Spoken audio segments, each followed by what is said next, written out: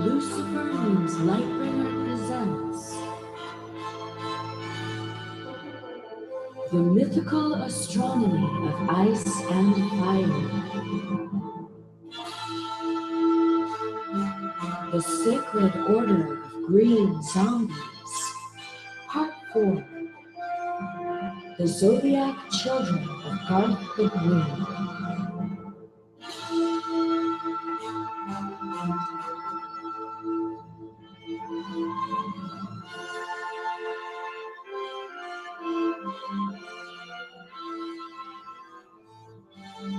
Hello, friends. Hello, and welcome to the Green Zombies Part 4. The Green Zombies live, and the Green Zombies live. It's wordplay. It's two things at once, using the same word. But we are here resurrecting the Green Zombies series after a long hibernation. At the bottom of our list of podcasts, we've blazed a path through the Weirwood Compendium and the Weirwood Goddess and the Blood of the Other and Moons of Ice and Fire. And here we are coming back to the Green Zombies for some graduate level zombie shit. That's right. This is going to be, we're going to incorporate everything that we've ever learned into this episode. And that's part of the reason why it is so long awaited. I promised it maybe 2 years ago almost, like right when I first started the Patreon. I'm pretty sure I promised an episode on the Green Zombies. And fittingly today, to read the quotes, I have a patron, a long-running patron who basically signed up as soon as I started. She has been with me for over 2 years. So she was around to hear me promise a Zodiac episode. Say hello, Archmaester Emma, keeper of the two-headed Sphinx. Hello, everyone. Archmaester Emma. Hi. From Britain. Obviously. And of course, to my right hand, I have the hand of the dragon, the one and only Senrixian. Hey fam, how y'all doing? Welcome to church. We're doing Green Zombies 6, right? 4. We were Compendium 6, Green Zombies 4. Okay, yeah. So if you guys have any requests, just drop them in the chat, and I'll try to get to them, as always. But we started with the silly Garth Greenhand, who is always Jeff Buckley in my mind. He's actually looking I would say he's looking kind and sagacious. Not even that silly. Is it the flowers that are giving you the kindness? No, he's got this knowing look. It's kind, but it's knowing. It's like, oh yeah, he knows something good that's going to happen to you, but he's not going to tell you. He's just going to let you find out in good time. You know. I feel like that's very in character for him. Yeah. Okay. All right. Well, off to a good start then for me. It's very friendly. The friendly Garth, not that other version who wants blood sacrifice and all that. Oh, that's of course. Yeah, that's actually more of what we're going to be talking about today. Sorry, it's going to be more of that witchy shit, more of that blood magic. There you go. Yeah. Angry. So Emma, why don't you? You don't have a YouTube channel, but you are thinking about making one. Is that correct? Yeah, so I bought my equipment to do it. So that's what I'm talking on today. So hopefully that will be in the near future, but I work on George R. R. Martin's timelines. So that could be in 2 years' time. Who knows? But I'm aiming to do it soon. It's on my list. Elsewise, I've got a blog, redmiceatplay.wordpress.com. And that's where all my stuff is at the minute. And there are some long essays on there, some shorter ones. I'm going to be breaking them down for YouTube to make them slightly more digestible than 16,000 words of text. So which of those ideas are you going to be using first, do you think, for your video? I think the first one is going to be, so I did an analysis of the Shadow Woman from the Forsaken spoiler chapter, looking at some of the word choices in that and how I think that's going to play out. And oh, nice. Hands of White Fire Lady, as I like to call her. Yeah, Hands of White Fire Lady. Ooh. I know that you and I disagree on who that is. I don't even remember what I said. I don't know that I'm convinced of any certain right answer. I think there's a few good potentials, but there's no like crystal clear answer, so I've got an open mind on it. Yeah, I'm pretty sure it's going to be Viserion, but Viserion. Who knows? Oh, that's cool. All right. So, do you think is there something like is Viserion lean? I know dragons are neither male nor female, but do you think is Viserion symbolically linked to, say, like Miriam Mazdur's ghost or something? And does that make Viserion female, or how are you seeing that? So I sort of did it the other way round. So I went, so the line itself breaks, you can break it down into like pairs of words.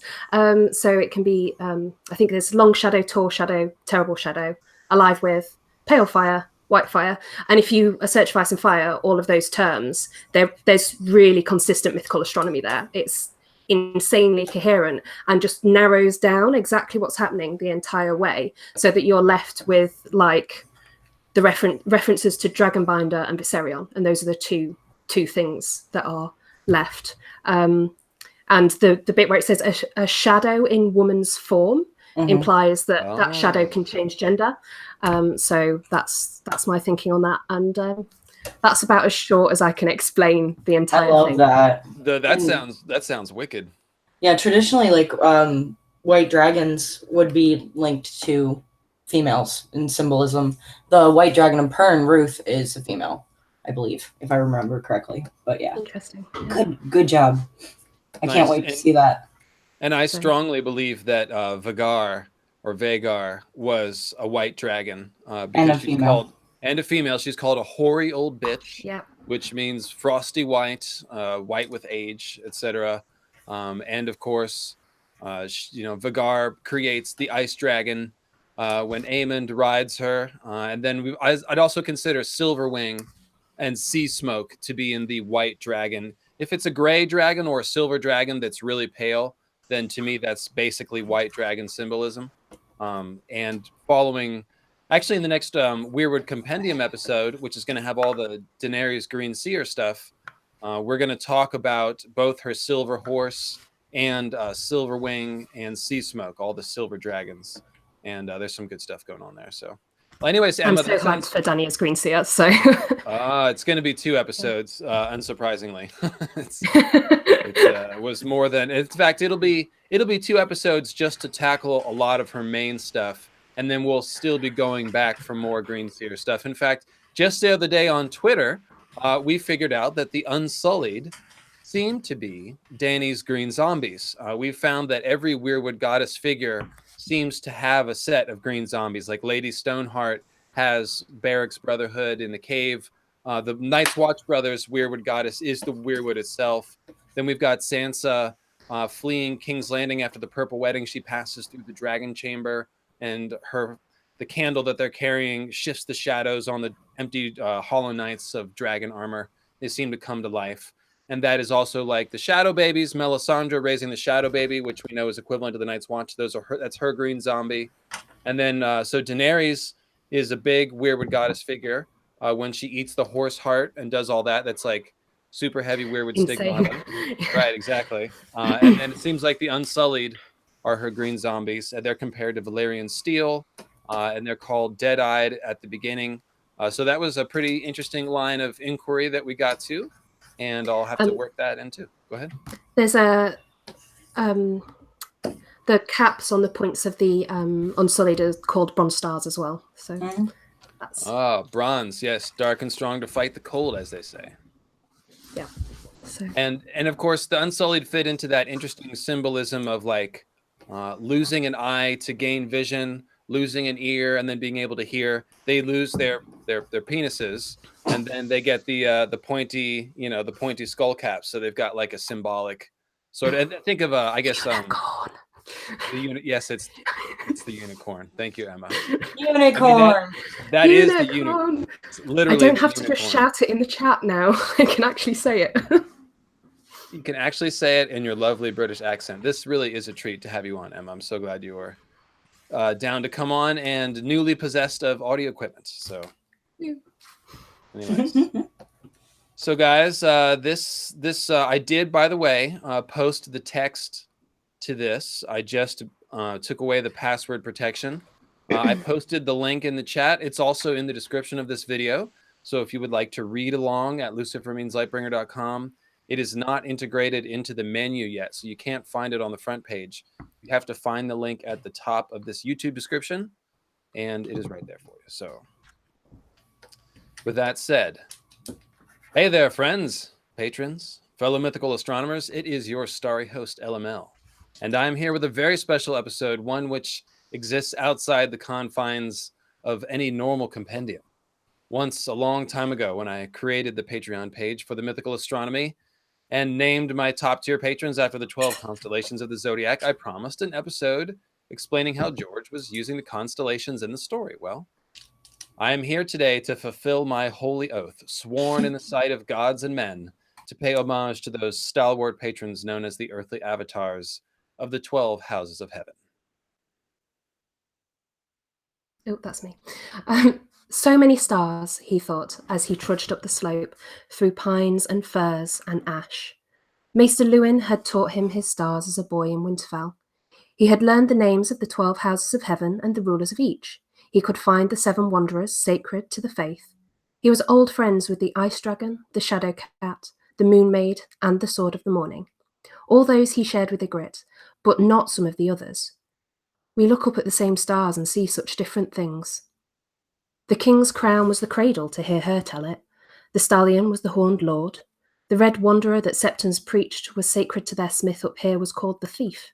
And when the thief was in the Mood Maid, that was a propitious time for a man to steal a woman, Ygritte insisted. Like the night you stole me, the thief was bright that night.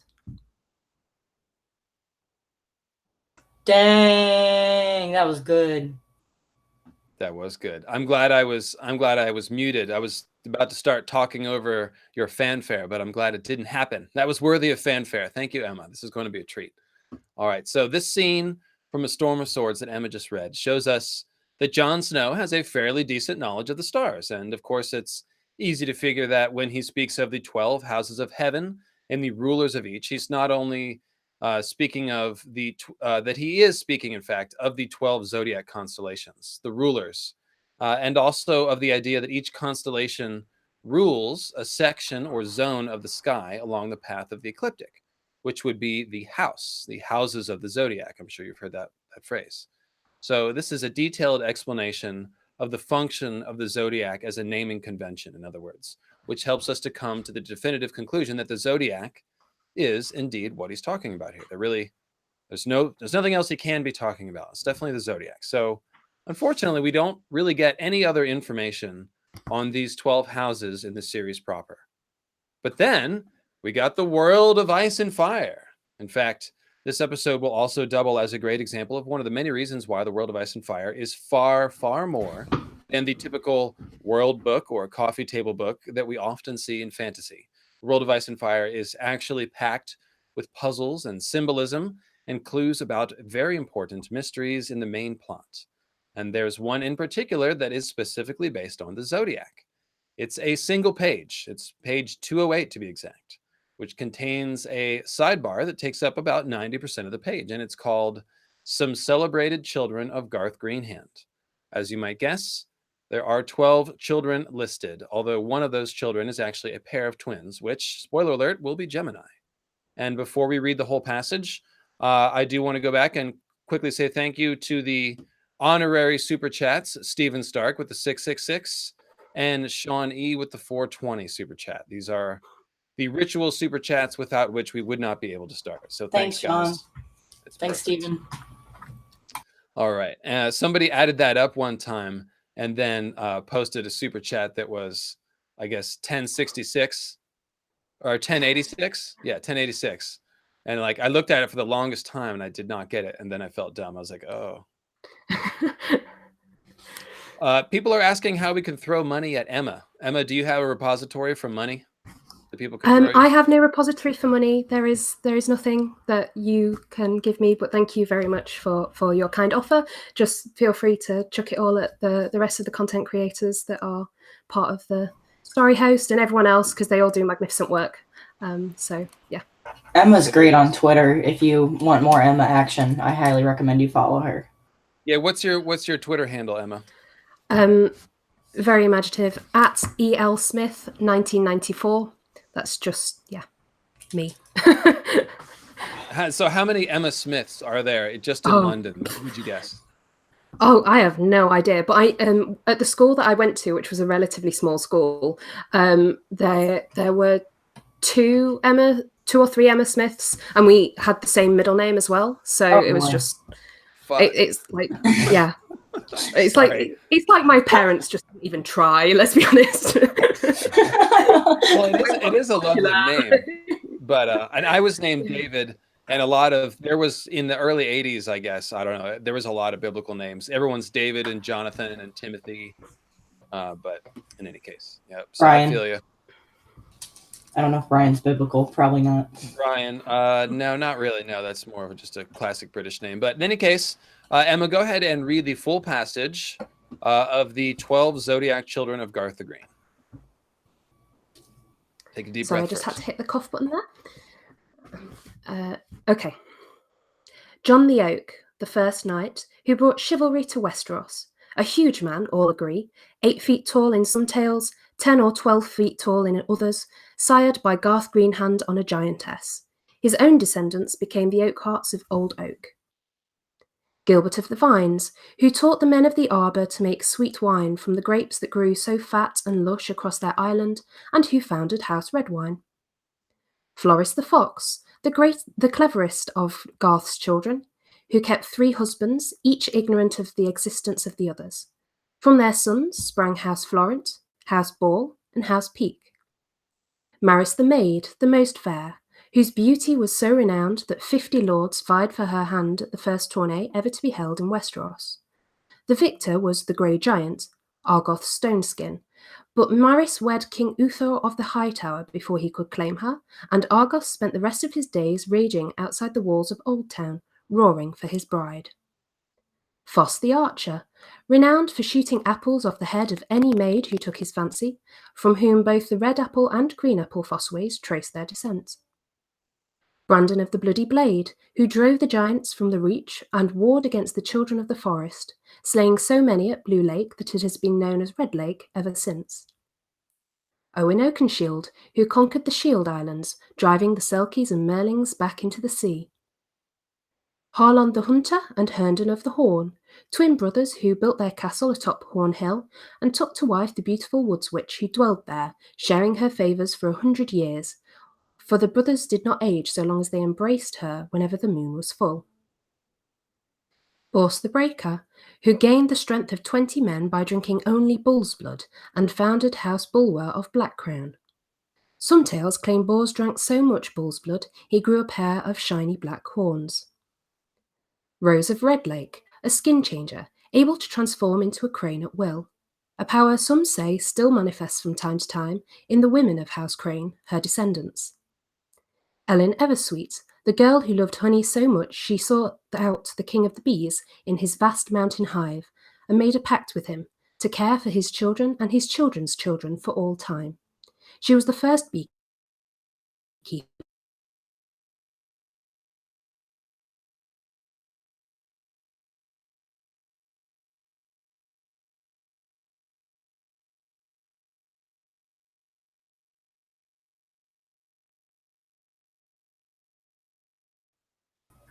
Roots. Whoa, what happened? I Hello? have no idea. Oh. Emma? Oh, no. Yes, hello. Okay, wow. I think the entire internet,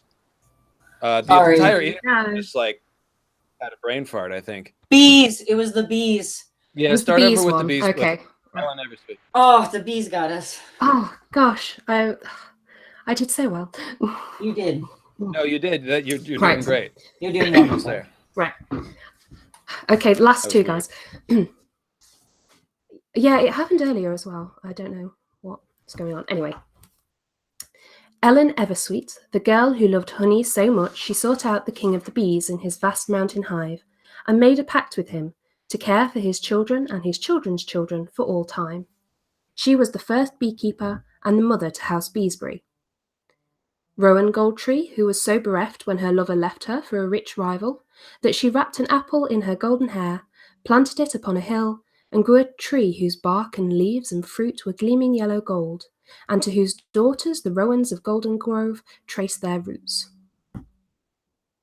Did it get that? Perfectly. And I'm loving Awesome. all the bee emojis, by the way. Ladies, especially. Let those bees out. Yeah. We can take a moment for that. In any case, thank you, Emma. So there you go. We've got, you know how I feel when I opened this up. I was like, oh, look, there's 12 of them. I wonder who they could be. And then you start looking at it. And at a glance, several of these do appear to have obvious correlations to zodiac signs. We've got a pair of twins, which would probably be Gemini. Boris the Breaker, who drank bull's blood and founded House Bulwer. That would be Taurus. Maris, the most fair maid, was probably Virgo the Virgin. Faust the Archer, probably Sagittarius, who is a centaur with a bow and arrow. But after that, it's less obvious. Gilbert of the Vines, who founded House Redwine, could be Aquarius, the water bearer, if you turn the water into wine. But there's no fox in the zodiac. There's no crane, no beekeepers, no gold trees. And where do you even start with John the Oak, Owen Oakenshield, or Brandon of the Bloody Blade? I imagine many people saw this list of 12 colorful characters and thought Zodiac. But since it appears to kind of peter out after 5 or 6 correlations, I imagine, nobody wrote any theories about it. Well then, today we are going to do the detective work and figure this thing out. Additional clues can be gleaned from scenes in the books which involve either a character from a given house descended of Garth, or symbolism that relates a character to a sigil of one of these houses, and also by diving a little deeper into the mythology behind each zodiac sign. That's what we're about to do, guys. We'll start with some of the more obvious ones. We'll work our way to the more cryptic ones, including the one everyone wants to hear about, Brandon of the Bloody Blade. Today, we are only going to do the first 6, however, because it just, as I dove deeper and deeper, it just got deeper and deeper. And I I did 6 of them, and I had a full essay. We've got a very full essay today. So we'll do 6, and then we'll do 6 more in a future time. So first, I would like to quickly say thank you to a few new priests of Starry Wisdom who stepped up their patron level recently, which I always appreciate. We've got Jojo Lady Dane, the Twilight Star, the Born Mouth, the daughter of the Frost Giants, and official secret keeper of Starry Wisdom. We've got Christine of House Dane, the helmswoman of the Cinnamon Wind. Molly Anissa, keeper of the Moon Singer's Law. There's another longtime patron. She might be a 2-year patron. I'm not sure. I have to double check, but she's close. John O'Blackheel of House Thompson, wielder of a Valerian steel tray of fish food and Kraken tacos. So, Emma, by the way, this is your reminder to say all the strange words that you wanted to say. Some Kraken tacos. What else did you have? So schedule and tacos were requested because apparently they're funny in a British accent. So what is the schedule for eating tacos? I don't know. I never schedule my tacos.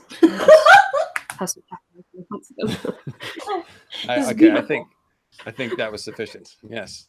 So now, guys, and so thank you to those 4 patrons. And of course, I'll be reading some of the new patrons today, as well as the official Zodiac patrons.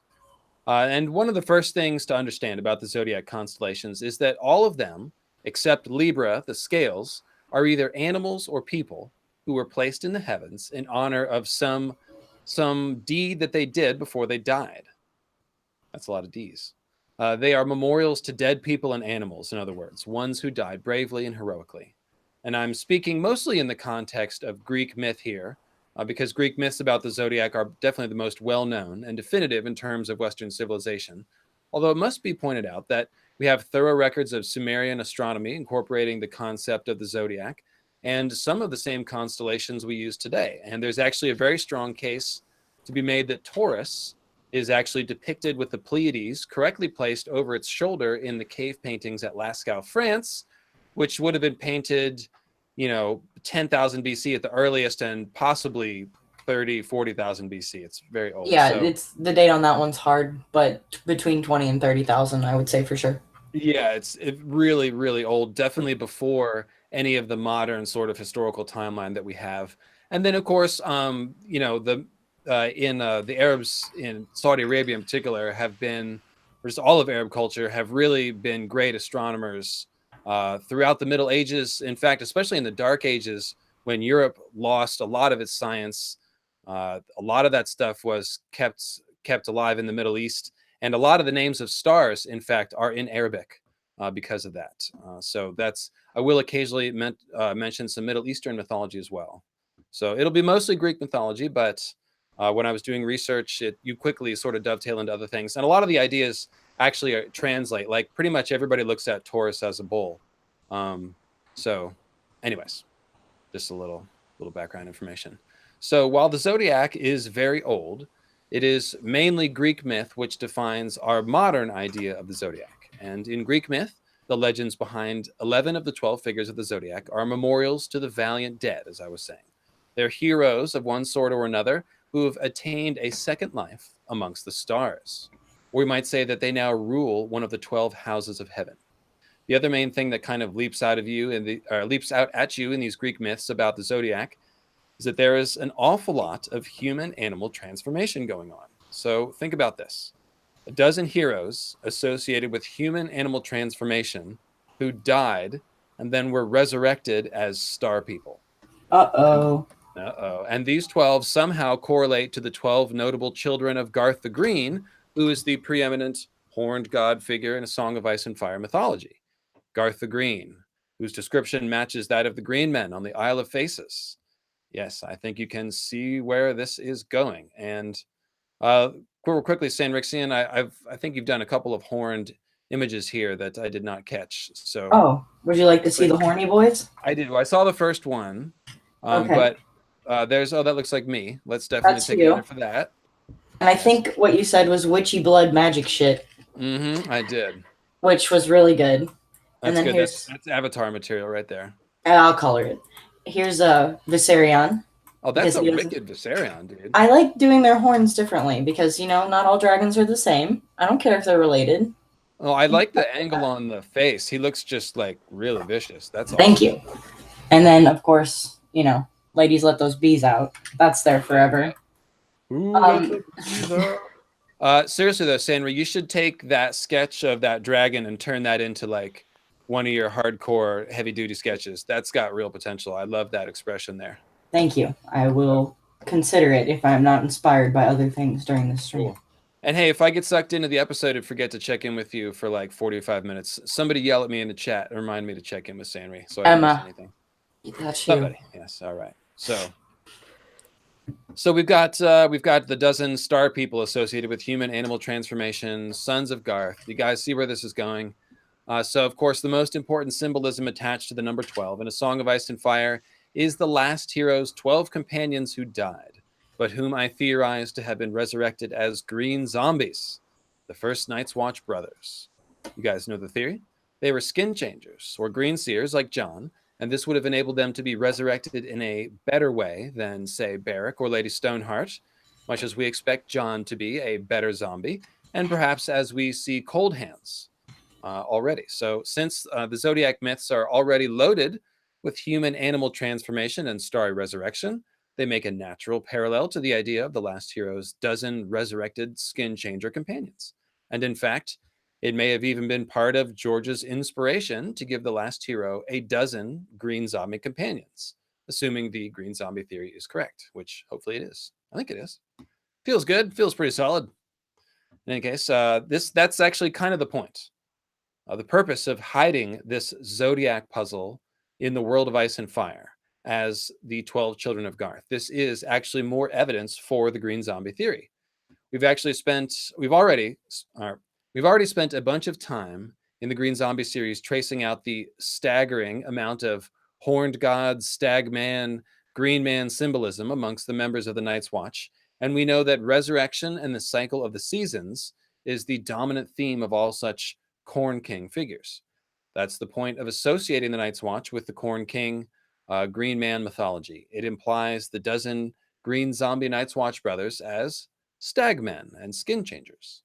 Ergo, disguising the Zodiac puzzle as the children of Garth the Green makes a ton of sense and simply re-emphasizes the last hero's dozen as human-animal hybrid people who died heroically and were resurrected as star people. Accordingly, as we go through the 12 houses of the Zodiac and their correlations in A Song of Ice and Fire, we will find symbols of horned lords, the Night's Watch, resurrection, weirwood blood-drinking stuff, long night and war for the dawn stuff, and of course, lots of moon-related activity. So we're ready to start Boar's, the first section, which is Boar's the Breaker. So Baal the Bard pipes in, is Orion the last hero? Well, what I can tell you is that Orion is the sword of the morning. Definitely. John has a pretty long scene looking at the sword of the morning, and there's no question to me that this is Orion for various reasons that I've gone into. I think it was Blood of the Other Two, the Stark that brings the dawn. But in this schema with the 12 children of Garth the Green, the last hero figure could actually be either Garth himself or his son, Garth Gardner, who's actually not listed in this notable Children of Garth the Green. So we're actually given 13 children of Garth, the 12 in this list, and then separately they talk about Garth Gardner, who founded House Gardner and ruled from Highgarden. So I think he's definitely a model of the last hero figure in this schema. But as far as the astronomy goes, I do look at the Orion as the sword of the morning and the probable last hero figure. But I also found some evidence recently that the sword of the morning and Simeon Star Eyes might actually be more of a Night King archetype. And of course, if you think of Arthur Dane at the Tower of Joy, they are playing the others there, guarding the Ice Queen. And Ned is the last hero with the Grey Wraiths trying to get in. So kind of makes sense. But in any case, I'm already going off field. So we will talk about Ophiuchus, questing beast. Don't worry. I don't think he's the last hero, but we will talk about him. And in a sense, all of the green zombies have last hero symbolism because they are the companions of the last hero. So they're going to have the same sort of storyline and the same sort of symbolism. So, and really, of course, George always de-emphasizes the individual and emphasizes teamwork and the collective. So really the last hero is the entire group. But there's always got to be a quarterback. You know, somebody has to get the main credit, I guess. So was that a Joe Magician sighting?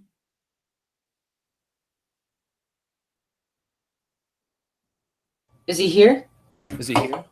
Did he come join us? He did. It's It always makes me, I always feel a little bit better if I know Joe's watching. It's true. All right. So Boar's the Breaker, guys, there are 12 Zodiac patron slots open and 10 of them are filled. There are 2 that are open. And we are going to actually talk about both of the open ones today. So I'm hoping that this next section on Boar's the Breaker will be so awesome that it will inspire someone to sign up for Patreon and become the earthly avatar of the heavenly house of the bull. So we'll see. We'll see. I'll try my best. But for now, I am going to credit someone, and I'm going to also give you flamenco music.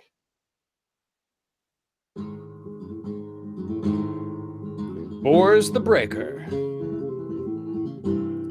This section is brought to you by our newest Guardian of the Galaxy patron, Rickard Stargarian, the Steelheart, Father of the Morning, and Guardian of the Celestial Moon Maid.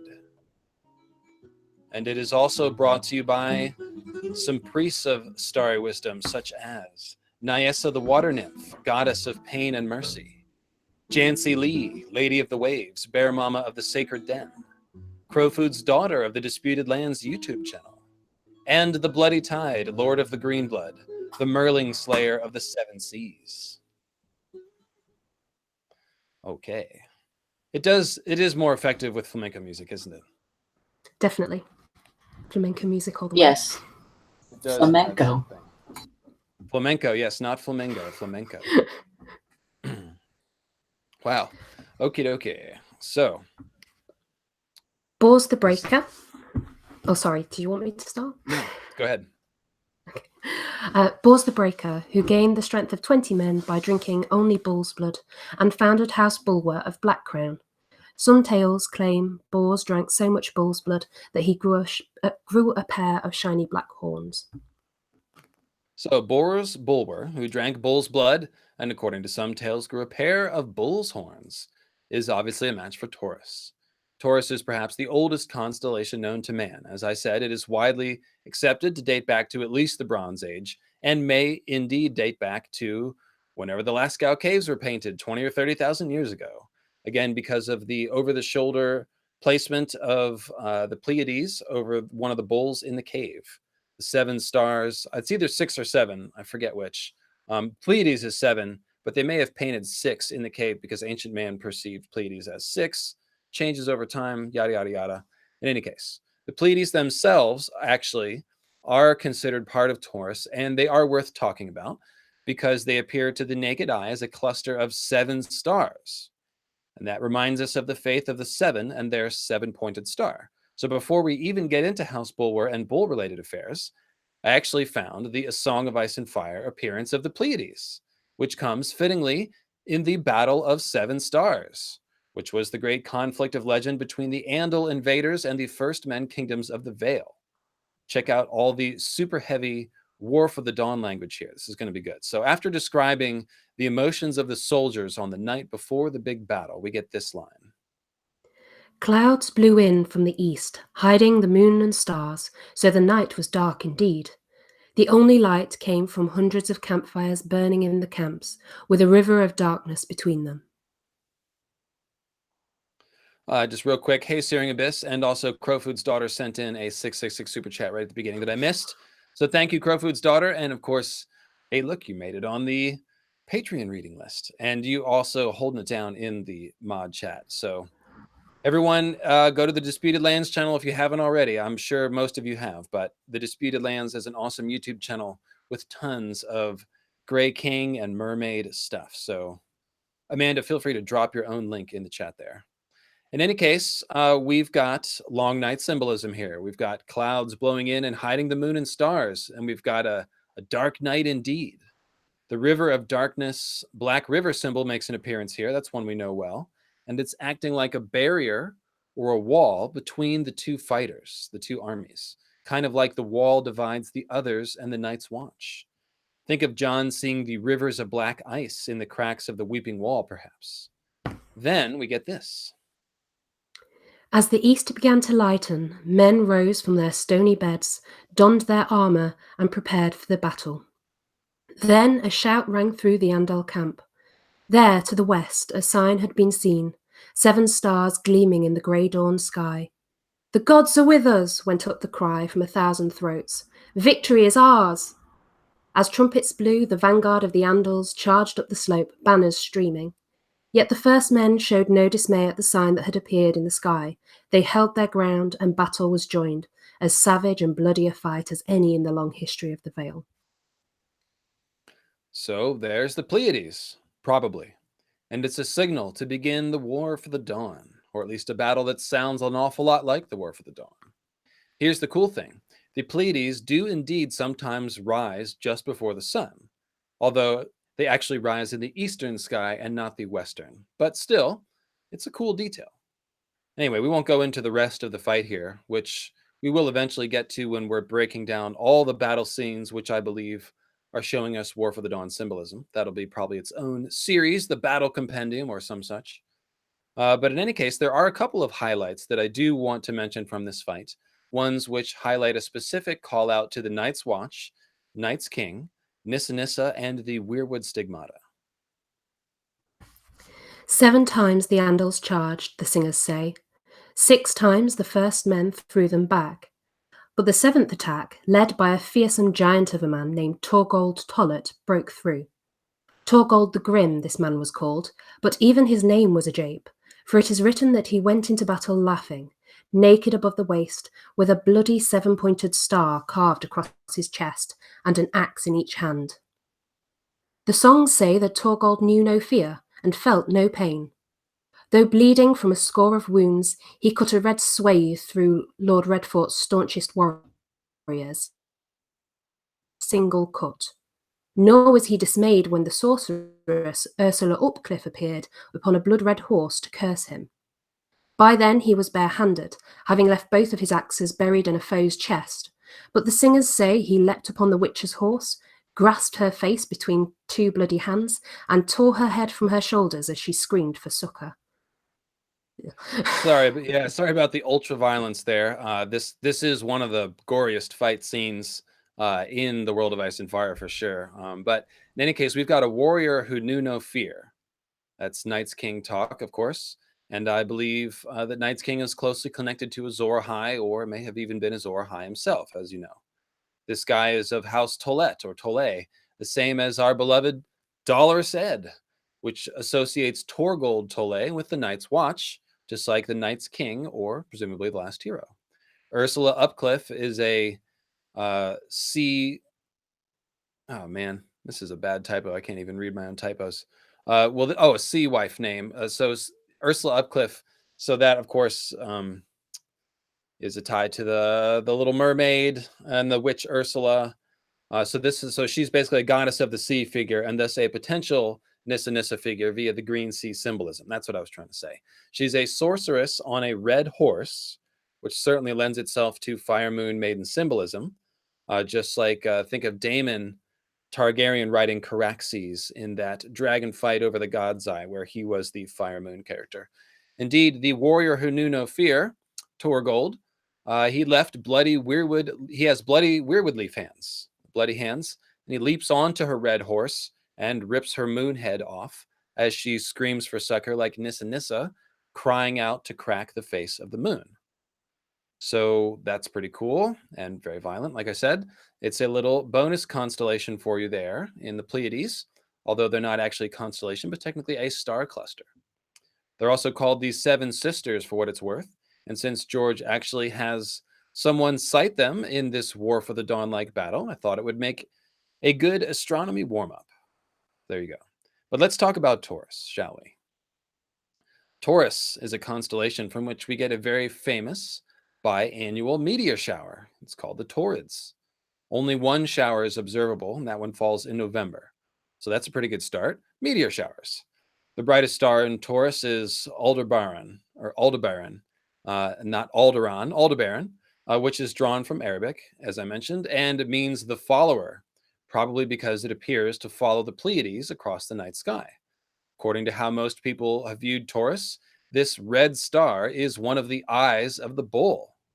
You can see how Martin might be able to work with that, right? The red eye of Taurus is said to glare menacingly at Orion, the hunter. Orion is easy to spot in A Song of Ice and Fire as the Sword of the Morning constellation, as we were just discussing, and as I've discussed in Blood of the Other Two, the Stark that brings the dawn. So we've got a bull with a red eye glaring at Orion, the Sword of the Morning. Can we find something like that in A Song of Ice and Fire? Yes, we can. My lady, Ned looked embarrassed. I'm Edric Dane, the Lord of Starfall? Behind them, Gendry groaned. Lords and ladies, he proclaimed in a disgusted tone. Arya plucked a withered crabapple off a passing branch and whipped it at him, bouncing it off his thick bull head. Ow, he said, that hurt. He felt the skin above his eye. What kind of lady throws crabapples at people? The bad kind, said Arya, suddenly contrite. She turned back to Ned. I'm sorry I didn't know who you were, my lord. So, and this sort of tension between Gendry and Ned is referred to elsewhere. Someone says it straight out. Gendry just doesn't like Ned. So, I mean, this could be a coincidence, but we do have a bull with a presumably swollen eye, a red eye, glaring at Arya and the Sword of the Morning, would be Edric, the future Sword of the Morning, perhaps. So even the crab apple might be a Taurus reference because Taurus contains the Crab Nebula. So we've got a crab and a red eye inside of the bull in that moment. So I think that's all Taurus talk. Now, more important than this sort of Taurus trivia are the Bullman figures and members of House Bulwer, or are the Bullman figures like the members of House Bulwer? Let me start that sentence over. More important than this sort of Taurus trivia are the Bullman figures like the members of House Bulwer or Gendry here. Gendry has a, by the way, is it Gendry or Gendry? Can we take a quick vote? I think I say it the wrong way that everyone hates. Everyone wants Gendry, right? I like Gendry. I prefer Gendry. Okay, I'll say Hard Gendry. G. Hard G. Hard G, yeah. Hard Gendry's G. hard. OG Hard G coming from the back streets. All right. Sammy, do you need a minute? Do you need to get a couple things out? No, I'm good. Go on. Let's check in. Oh, no, you are. You're drawing some bull. Oh, I like this. Yeah. Go on. I'm sorry. Okay. No, don't be sorry. No, this is your talent, man. Okay, so yeah, we have a bull. What else did I draw? Oh, Stephen Stark requested the Last Hero performing Last Hero math, which apparently is very hard. I had to find a way to hide his face because we don't really know who he is. So he has an LH on his chest, so you know, last hero. That's awesome. I love that. That's Yeah. really funny. Some bees and bee ghosts, and then I drew an Emma, Oh, nice.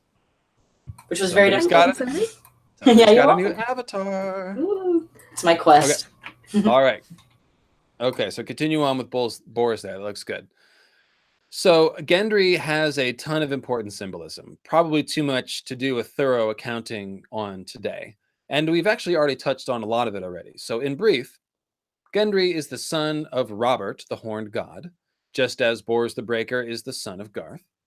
Gendry wears the bull helm and is called the Bull, and he even has the fire reflecting off his helm at the battle in the abandoned holdfast near the God's Eye. And that would be the one where Arya sees the burning tree and escapes through the tunnel in the burning barn. Gendry is a smith, as Azor Ahai was, meaning that he works with fire and iron and makes swords, which is like making meteor swords. And again, think of the Taurid meteor shower, which kind of makes Taurus a sort of meteor sword smith, if you will, just like Gendry.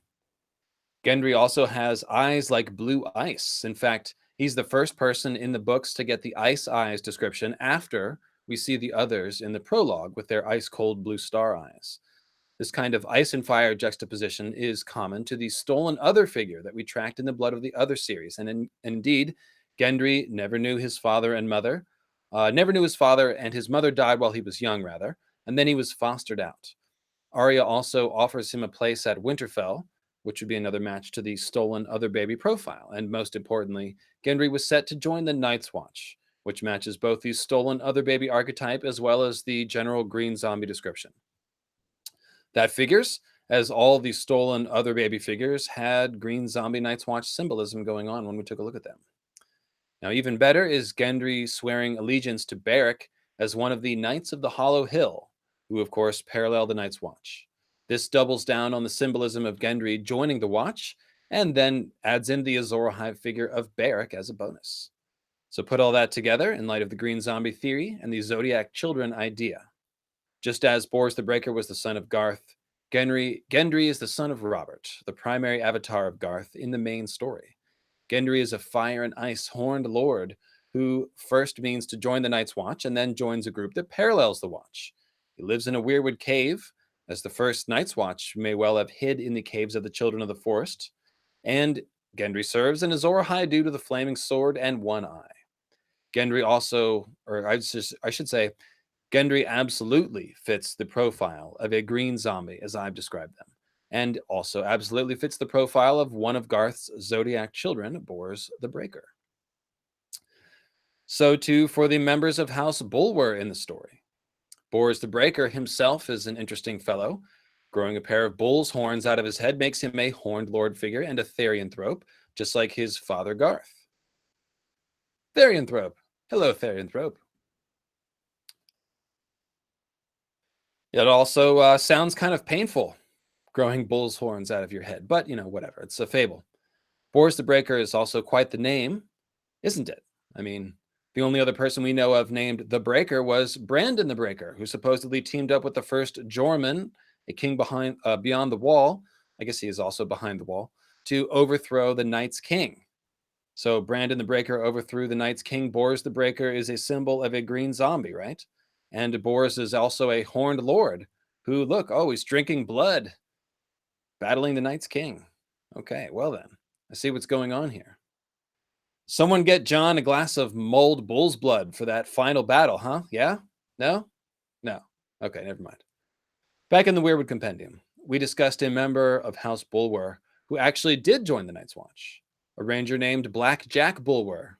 The Bulwer name implies Black Jack as a horned lord figure, and the name Jack makes him a green man, a la Jack and the Green. But instead of a green Jack, he's a Black Jack, associating him with the Winter King line of symbolism, and implying him as a dead green man, just as a green zombie should be. The symbolism really came to life when Black Jack died. That was in Weirwood Compendium 4, in a Grove of Ash, that we specifically talked about poor old Black Jack Bulwer and how he ended up killed by the Weeper, with his severed, eyeless head being brutally mounted on an ashwood spear just north of the wall at Castle Black. The planted ashwood spear creates the symbolism of the ash tree, which is a reference to Yggdrasil and thus to the weirwoods, while the bloody carved faces of the three rangers who weep blood create the image of a bloody carved weirwood face weeping blood. So it's a symbolic mock-up of a weirwood, in other words, a bloody totem, which depicts Black Jack as a horned lord gone into the weirwood trees upon his death. One of the other unfortunate rangers was, of course, Garth Greyfeather, whose name expresses the same ideas as Blackjack Bulwer. He's a Garth, but he's gray, implying a death in winter. We know that fishing weirs are called Garths, and thus the weirwood tree is really a Garth tree. And here we have a Garth weirwood totem alongside Blackjack. So this is basically a family portrait of Garth and his son Boris, is it not? And at the risk of stating the obvious, Boris and Garth and Harry Hal, the third head on the spear here, all of them died while venturing north of the wall into the frozen dead lands, just like the last hero did. That brings us to the sigil of House Bulwer, which is a bull's skull, bone over blood. Blood and bone is the famous and oft-used description of the weirwood's coloring. So this is simply another clue about a dead bull man going into the weirwood net. There's no question this is a blood red color that we're talking about, as it's based on the tale of boars drinking the bull's blood. Obviously, this reminds us of the blood sacrifice to weirwood trees in general, and the fact that Bran can taste the blood of the slain victim that he sees through the eyes of the heart tree in his last weirwood vision in A Dance with Dragons. That's a scene which may well be showing us part of the green zombie process, in fact, sacrificing the would-be green zombie in front of the heart tree. The place that House Bulwer calls home is a little old castle called Black Crown. That's a dark Solar King symbol, as we know well, the calling card of the evil, undead version of Azor Ahai, the Dark Solar King. That's what the entire body of Bulwer symbolism is showing us, essentially, the dark version of the horned god figure, very similar to the dark horned god known as the Black Goat of Qohor, and its avatar on Earth, Vargo Hoat, the goat who is from Qohor. It's also a reminder of the darker version of Garth in the older legends, where he demands sacrifice instead of being sacrificed himself. It's less nice that way. While we're speaking of Azor Ahai Reborn, I would be remiss if I did not mention that Blackjack gets a bit of last hero math in A Dance with Dragons. Outside, the world was black and still. Cold, but not dangerously cold. Not yet. It will be warmer when the sun comes up. If the gods are good, the wall may weep. When they reached the lich yard, the column had already formed up. John had given Blackjack Bulwer command of the escort, with a dozen mounted rangers under him and 2 wains. And before you begin again, LML, I just wanted to point out, I think Pinkler Jane and Jojo Lady Dane were mentioning that Jack is a nickname for John. So you've got like Jon Snow, Jack Frost as a... Oh, very nice, very nice. Yeah, Painkiller Jane is always chiming in with oh, by the way. And in fact, I can be happy to tell you that Painkiller Jane will soon be making a Mythical Astronomy debut and joining me on the Under the Sea Roundtable live stream, which will be coming up sometime in the next few weeks. So yay! I'll be looking forward to that. Sanri, this bull's looking pretty evil. Oh, he's got 1 red eye. Very cool. You should have the crab nebby. You should have some crabs somewhere, like maybe a crab tattoo or a crab like hanging off of his ear, or maybe like climbing on his back or something. I don't know. Think of something. And then we need the Pleiades reference in there somehow too. This is looking good though. Okay, a crab tattoo. That's what we're gonna. Could be a crab idea integrated in any way that you feel free. It could be riding on the bull. And the Pleiades idea. Yep, 7 stars somehow. I can do this. This is I already got 2 stars. So excellent. Oh yeah, they could be like trivia. They could be just scattered around. Yeah, that works. Okay. You'll see. So as with all examples of last hero math, I will remind you that George throws the word a dozen around a lot. And so these clues are only ever to be read as complementary to an already established idea. Blackjack's horned lord symbolism, etc., is already well established. So finding him with last hero math is no surprise and holds with the larger pattern of the people who seem to be associated with last hero math.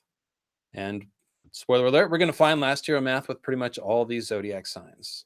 So, and in case you forgot, because it's been a minute since we read the quote, it was a dozen mounted rangers and then Blackjack Bulwer in command. So that's not even like an obscure one. That's literally Blackjack commanding 12 Night's Watch brothers. So there you go. I mean, that's last hero math, if anything is.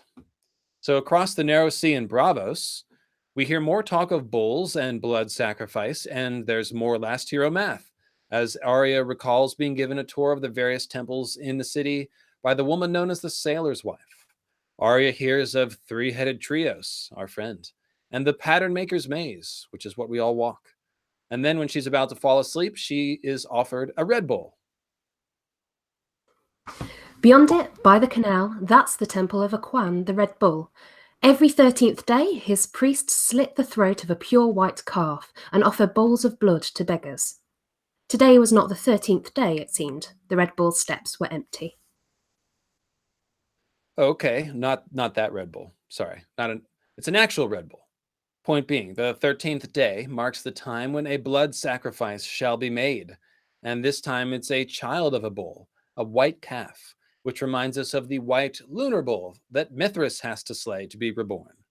Compare this 13 associated bull blood drinking ritual to Blackjack being the 13th ranger on the mission, and then later being made into a gory weirwood sacrifice symbol. And of course, he's carrying all the blood drinking symbolism of his ancestor boars with him to enhance the parallel. So we've got blood drinking and bulls and last hero math in both situations. Again, this all simply adds to the treasure trove of clues about Azor High and the last hero being death-associated Horned Lord figures. All right, so here's a cool House Bulwer snippet. It's from the Mystery Night, as Dunk listens to Kyle the Cat talk to Bloodraven in disguise as Maynard Plum about the contestants at the tourney at White Walls. Do not slight Sir Buford Bulwer, said Kyle the Cat. The old ox slew 40 men upon the red grass field. And every year his count grows higher, said Sir Maynard. Bulwer's day is done. Look at him. Past 60, soft and fat, and his right eye is as good as blind. Well then. And by the way, I'm putting the camera back to Sanrixian when I'm talking for some of this because I'm enjoying the bull just so much. So not an accident. Placed alongside Bloodraven in disguise as Maynard Plum, this one-eye symbolism for Buford the Old Ox Bulwer is telling. And of course, what it's telling us is that Odin was here. It's contributing to the Bulwer archetype. And it combines with the blood and bone coloring of their bull sigil to scream weirwoods, greenseers, blood sacrifice. And it's also funny because Blood Maynard Plumraven is a one-eyed greenseer, and he's basically spotting another guy with Horned Lord greenseer symbolism and identifying him as a fellow one-eyed dude. Takes one to know one, right? It's also a probable reference to the one red eye of the constellation Taurus, of course.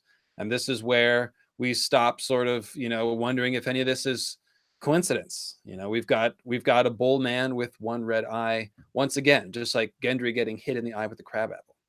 So when Lord Buford, who is called Theomore, by the way, apparently he has two names, when he takes the field, the description is worth quoting. Sir Uthor Underleaf, the herald boomed. A shadow crept across Dunk's face as the sun was swallowed by a cloud.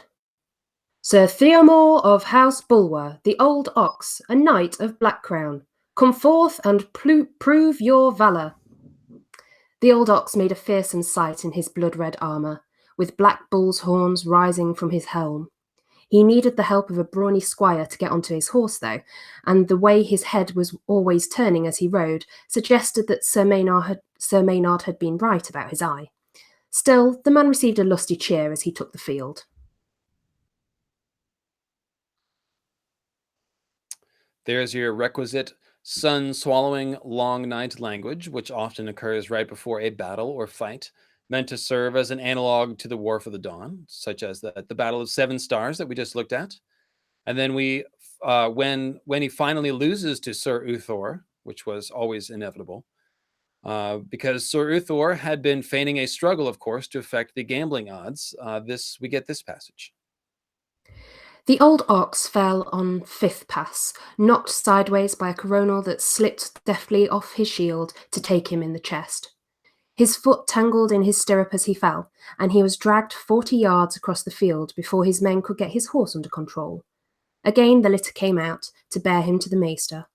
A few drops of rain began to fall as Bulwer was carried away and darkened his surcoat where they fell. Excellent. And saying we were getting calls for Blood Maynard Plum Raven artwork. Blood Raven Plum. Say it again. No, it's I'm sorry, Blood Maynard Plum Raven. Blood Maynard Plum Raven. Okay, yeah, that's next. Just, I mean, all these things, just put it in the hopper, and whenever you feel the need. And by the way, I'm loving the emoji game in the chat, almost as good as super chats. The bull emojis. Yes, but if you do have a question or insightful, witty comment that you want me to integrate in the presentation, the super chat is the way to do that, of course. Now, so let's see. We've just read the quote about the old ox falling on the fifth pass, and he is knocked sideways by a coronal. That's sun's corona reference there, perhaps. I just noticed that, actually. Didn't even put that in the analysis. His foot tangled in the stirrup, dragged 40 yards, later came out. Oh, yes, the drops of rain that began to fall as he was carried away darkened his surcoat. Reminds us of Sir Hugh of the Vale scene a little bit. This is notable because a bull character falling off his horse is probably a symbol of the moon being knocked from the sky, and especially coming here after the sun was swallowed by the clouds and the rain, which commences immediately after his fall, darkening the blood red surcoat, which implies the rain as blood rain. Now we're in business because the rain of moon blood is an easily recognizable moon death symbol. So we've got pretty much the whole sequence here now. This is also a detailed bit of Odin symbolism, because Odin, in addition to having one eye, like old man Bulwer here, is also hung upside down from his tree, Yggdrasil. And Yggdrasil is also considered Odin's horse in a more metaphorical sense. So the old ox is mimicking Odin by being hung upside down from his horse. Together with the blind eye, there can be no doubt that Odin's symbolism is being applied here. And in A Song of Ice and Fire terms, that means green seers and death transformation. Pretty great. And we're actually going to come back to this fight scene in a couple of signs later. So we'll be back for more Uther Underleaf. Now, one last tidbit for boars. And by the way, not every section will be this long. There is quite simply a damn lot of bull symbolism in A Song of Ice and Fire. There's actually some that I've left out for sake of brevity. But now, as to this last point about our buddy, Boris the Breaker, it's said that he drank so much bull's blood that he grew a pair of shiny black horns. As it happens, we see two very similar black horns in the story, and you might know the two I'm speaking of. The first is the supposedly fake horn of Jormungand that Mance and the wildlings bring to the wall, the one that Melisandre burns. John sees it first in Mance's tent before the battle. And there were other weapons in the tent, daggers and dirks, a bow and a quiver of arrows, a bronze-headed spear lying beside that big black horn. John sucked in his breath. A war horn? A bloody great war horn.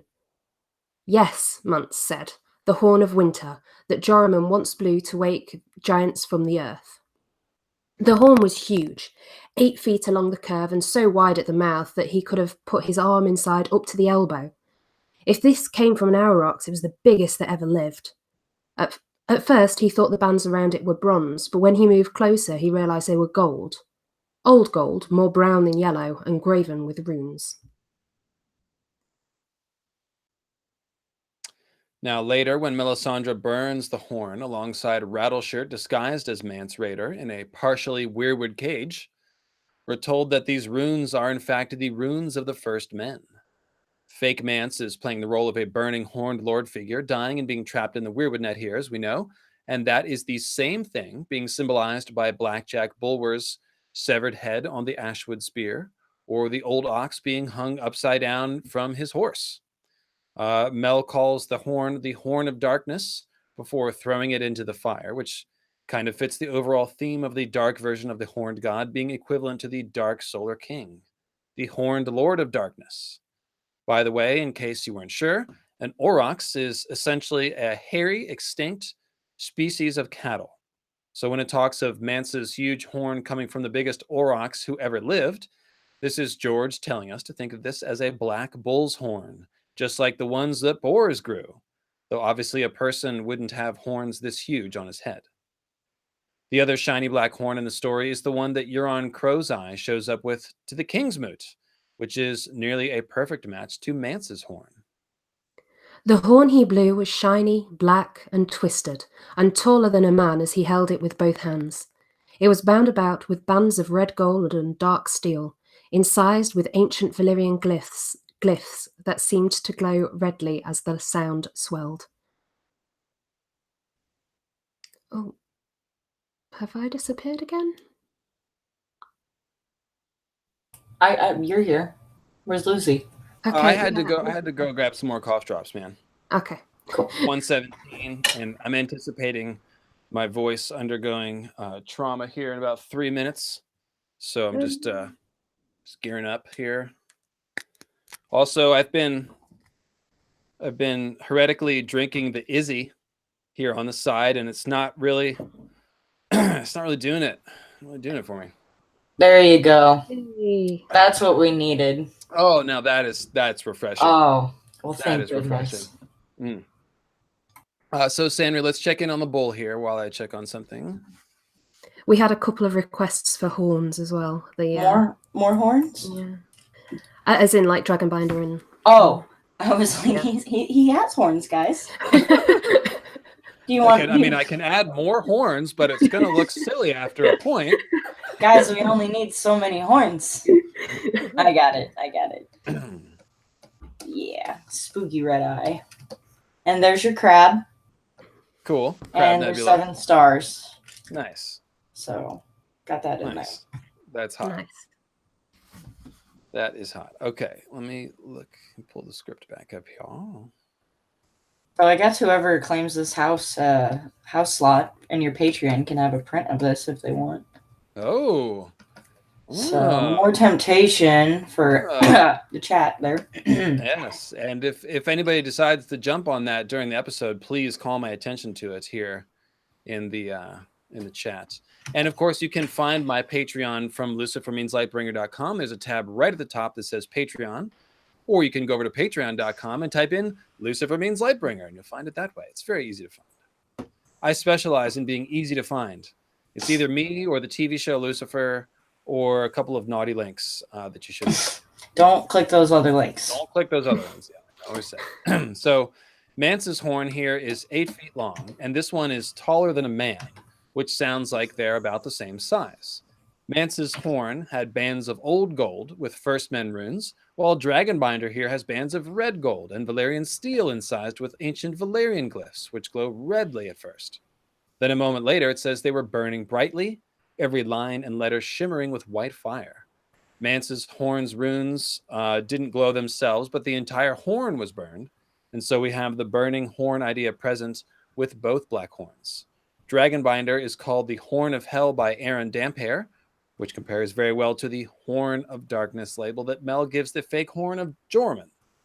So look, I don't have a good theory about how these horns were both from Azor Ahai's Black Dragon, which were made into matching magical horns, with one being sent to Valyria and the first Valyrians to help them tame dragons, while the other was sent north of the wall and given to the First Men so they could put runes on it and call it the Horn of Winter, because that would just be crackpot. And then it was burned by Melisandre for no reason at all. And that doesn't make any sense. So I don't have a theory like that. But what I think is actually going on here is that our dark horned lord figure should simply be associated with magical horns, ones which may have been used to help bring on the great darkness of the long night. I'm sort of previewing a future Signs and Portals episode about the magic horns, which you guys know is coming. And that's kind of its own theory. But if you're a regular listener or reader of mythical astronomy, then you know that I've been hinting at the idea of a magical horn being part of the recipe for breaking the moon for a long time now. I do have a very specific theory about that. But for now, we can observe that there is some mystery to these magical horns, the horn of Jorman and Dragonbinder, and the clues linking these two huge, shiny black horns back to boars seem to hint that the dark horned lord figure and the green zombies and the entire War for the Dawn thing has something to do with magical horns. Horns as in ones that make sounds. Gods, this triple entendre horns thing can be confusing, right, Sandry? So he has horns on his head, and he blows horns, and he's horny. Is there anything else? Horns has stopped sounding like a real word now. Horn is just it's one of those. Technical difficulties. So the other available slot besides Taurus is, I believe it's Ophiuchus, actually, which is super awesome. Let me just double check. Yes, Ophiuchus. And you're about to hear about that one. It's a covert zodiac symbol, which I'll have to explain it. It's a mystery. So I see you're starting a new one, so I'm going to grab the camera back, Sanri. But I will be quick to check in on you soon. See what you draw next. What are you going for next? Oh, sorry, I got distracted by the chat. Yeah, I am going to draw some horns that they wanted, and not as French horns, Steven. Guys, try not to overwhelm Sanri, okay? You know, at least like just 5 requests at a time instead of 20. Yeah. Okay. So we're gonna do the Horn of Winter. Oh, but I really like that idea of the 2 dragon horns. That's very interesting, LML. It's very interesting. Yes, it's spinning a little tinfoil there for free. I really like that. I really like it. Honestly, that's good. That makes sense. Emma, do you like my tinfoil there? Oh, I love the tinfoil. Yeah, definitely. Nice. Dragonbinder is actually 10,000 years old. Yep. Draw me like one of your French horns. Also, hey Tom Cruise, hey Viseria, hey Robar Baratheon. Lots of patrons in the chat today. Hope you're enjoying this one. All right, and thank you, mods, for cleaning things up there. Okay, so back to the script. All right. So triple horn entendres. Oh yes. So the bottom line here is that with all the other Bulwer and Gendry symbolism, every last bit of this stuff connects to the Night's Watch and the War for the Dawn, which was won by green zombies, according to our theory. So our next section is Harlan the Hunter and Herndon of the Horn. And this one, oh boy, I'm excited to read this patron name. And in fact, yes, this one is going to be good. I've got to build the hype for this a little bit. So we have a new member of the Mythhead crew on the Twitteros, goes by the name of Outer Panda. And Outer Panda, turns out, has a regular name, and he used that to sign up for his Patreon. So it took me a minute to connect the one with the other. But Outer Panda has been spinning some good theories about mirror names and stuff like that. And so, with great pleasure,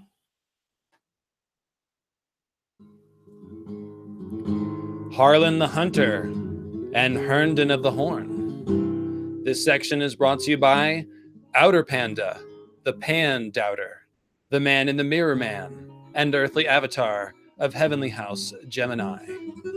And it's also brought to you by several members of the Priesthood of Starry Wisdom, such as Yang Tar, the Midnight Light, Shadowskin Master of the Lands of Always Bjork, Lady Dane, the Twilight Star, the Born Mouth, daughter of the Frost Giants, an official secret keeper of Starry Wisdom who had her name read twice in one episode, Stone Dancer, the Mind's Eye, Whirl Master of the Trident, and Codfish the Steelbender, whose words are under the sea, all the metalworkers are codfish. One of my favorite names that I've made up there, Codfish the Steelbender. All right. That's a good one. I also like Stone Dancers. Whirl Master. Whirl Master, yes. Whirl Master. How Stone Tree has the 3 red, green, and blue whorls. So that's not random. I know. Oh, I'm just filling in everybody. I'm not. Oh, okay. I'll be quiet. And I just want to, Pan Doubter's name is so clever that I've actually you got to see it in print. So I'm just going to copy it into the chat here.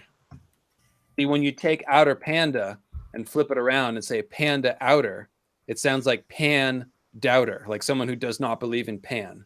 How could you not believe in Pan? So he's outer panda, the pan doubter. He's the man in the mirror man. Love it. That's good. He'll like that.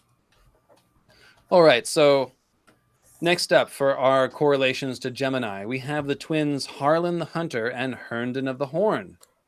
It's not clear if House Tarley officially claims descent from these brothers, but it's likely that they do, as they are considered one of the oldest houses in the Reach, and they live on Horn Hill, the legendary home of these twin brothers. Harlan the Hunter and Herndon of the Horn, twin brothers who built their castle atop Horn Hill and took to wife the beautiful woods witch who dwelled there, sharing her favours for 100 years, for the brothers did not age so long as they embraced her whenever the moon was full. Sorry, somebody thought I was drawing a penis.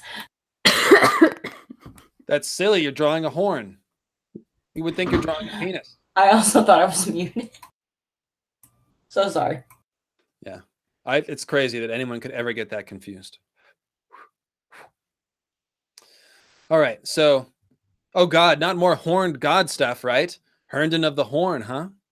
You can see where this is going too, you say. Well, you know where this is going because you are a good myth head and you already read the earlier Green Zombie episodes. And you remember that this pair of twins, Harlan the Hunter and Herndon of the Horn, is basically just a word scramble of a famous horned lord figure from English folklore known as Herne the Hunter. Herne is an undead, literally a resurrected figure, a ghostly figure. He's a guardian of the woods, and he's kind of less of a god and more of a fallen man who's become something more, I would say, which fits the Green Zombies theory perfectly. He was disgraced in life and hung himself from an oak, which is called Herne's Oak.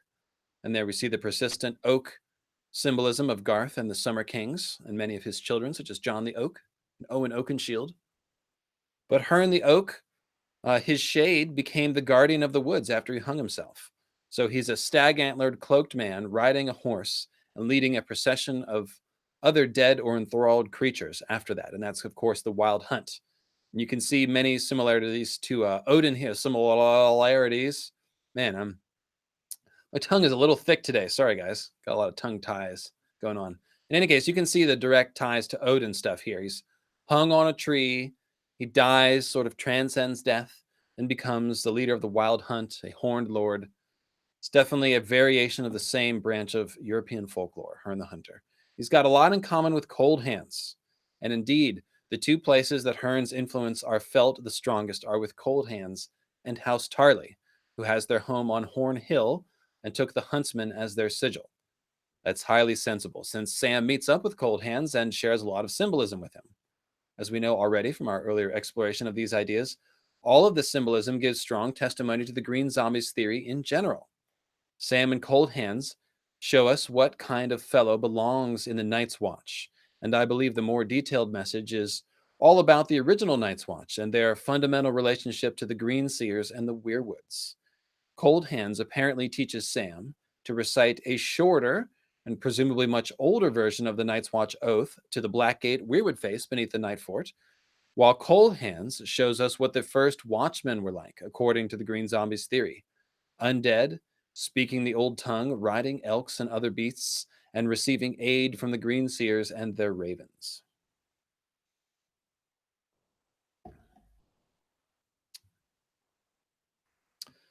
In a sense, all of these original Green Zombies Night's Watchmen would be like Herne. They're undead and they're guardians of the woods in the sense that they guard the realm of the living from the vengeful ice demons who, reportedly, seek to ride down the cold winds of winter and exterminate all warm-blooded life. Again, I will point out that before the Andals brought the faith of the Seven to Westeros, all Night's Watchmen would have been old gods worshipping first men, with the small exception of those who worship the Drowned God, or maybe this sea and sky god duo worshipped in the Stormlands and on the Three Sisters. Maybe. This helps bring their Guardian of the Woods role into focus. The Night's Watch swear their oath to protect the realm of the living to the immortal sentient trees. The fact that Herne's Oak is the tree that he died on via hanging a la Odin implies that the Night's Watch may have also died in front of their sacred tree, the Weirwood, And of course, that's exactly what the Green Zombies theory stipulates, that the original Night's Watch was ritually sacrificed before heart trees, only to be resurrected and swear the Night's Watch vows.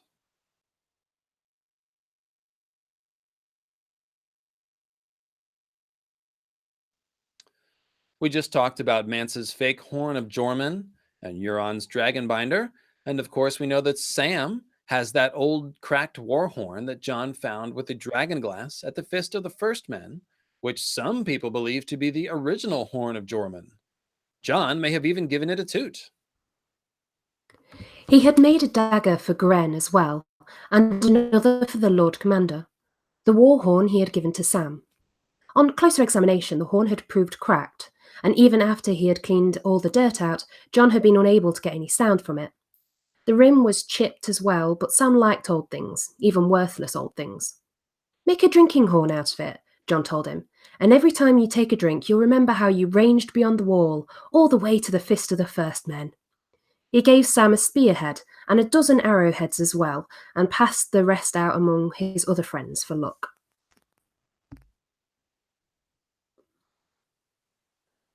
I can't help but notice that Sam has been given a Last Hero Dragonglass kit, 1 spearhead, and 12 arrows.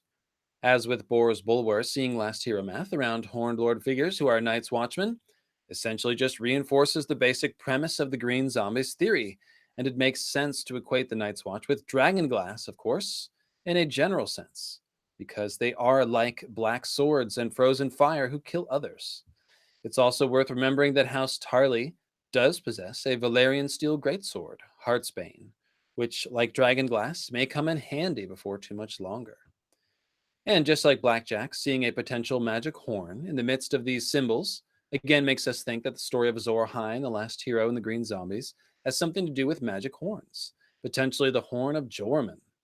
Sam continues to carry this old war horn around as he sails to Braavos and then to Old Town, despite the fact that he loses damn near everything else, which is one of the things that makes many people think that this horn might be important, despite its unassuming status. Of course, anyone who's seen Indiana Jones in The Last Crusade remembers the Grail Chamber, filled with elaborate chalices and goblets. But of course, the true Holy Grail turns out to be the simple wooden cup, because Jesus was a carpenter, of course. Point being, perhaps these gigantic, flashy magic horns that were shown, Dragonbinder and the fake horn of Jorman that was burned, are decoys. And maybe it's really this old, humble, broken one that Sam has that's important. Now, I have to say, I'm seduced by the power of Dragonbinder, and I think that's the one to watch, even if Sam's was perhaps the original horn. We'll have to wait and see, and it's fun to speculate, but the main point for our purpose here today is that our first 2 Zodiac children of Garth are strongly connected to horns of basically every kind. As for the legend of Harlan and Herndon, a pair of brothers who prolonged their life by some sort of sex magic ritual with a woods witch when the moon was full, this story has clear parallels to the Greek and Roman mythology behind Gemini, which is that of Castor and Pollux, known as the Dioscuri. They were twin brothers who had the same mother, Leda, who had been a swan, but different fathers. Castor was the son of the king of Sparta, Tyndareus, while Pollux was the divine son of Zeus.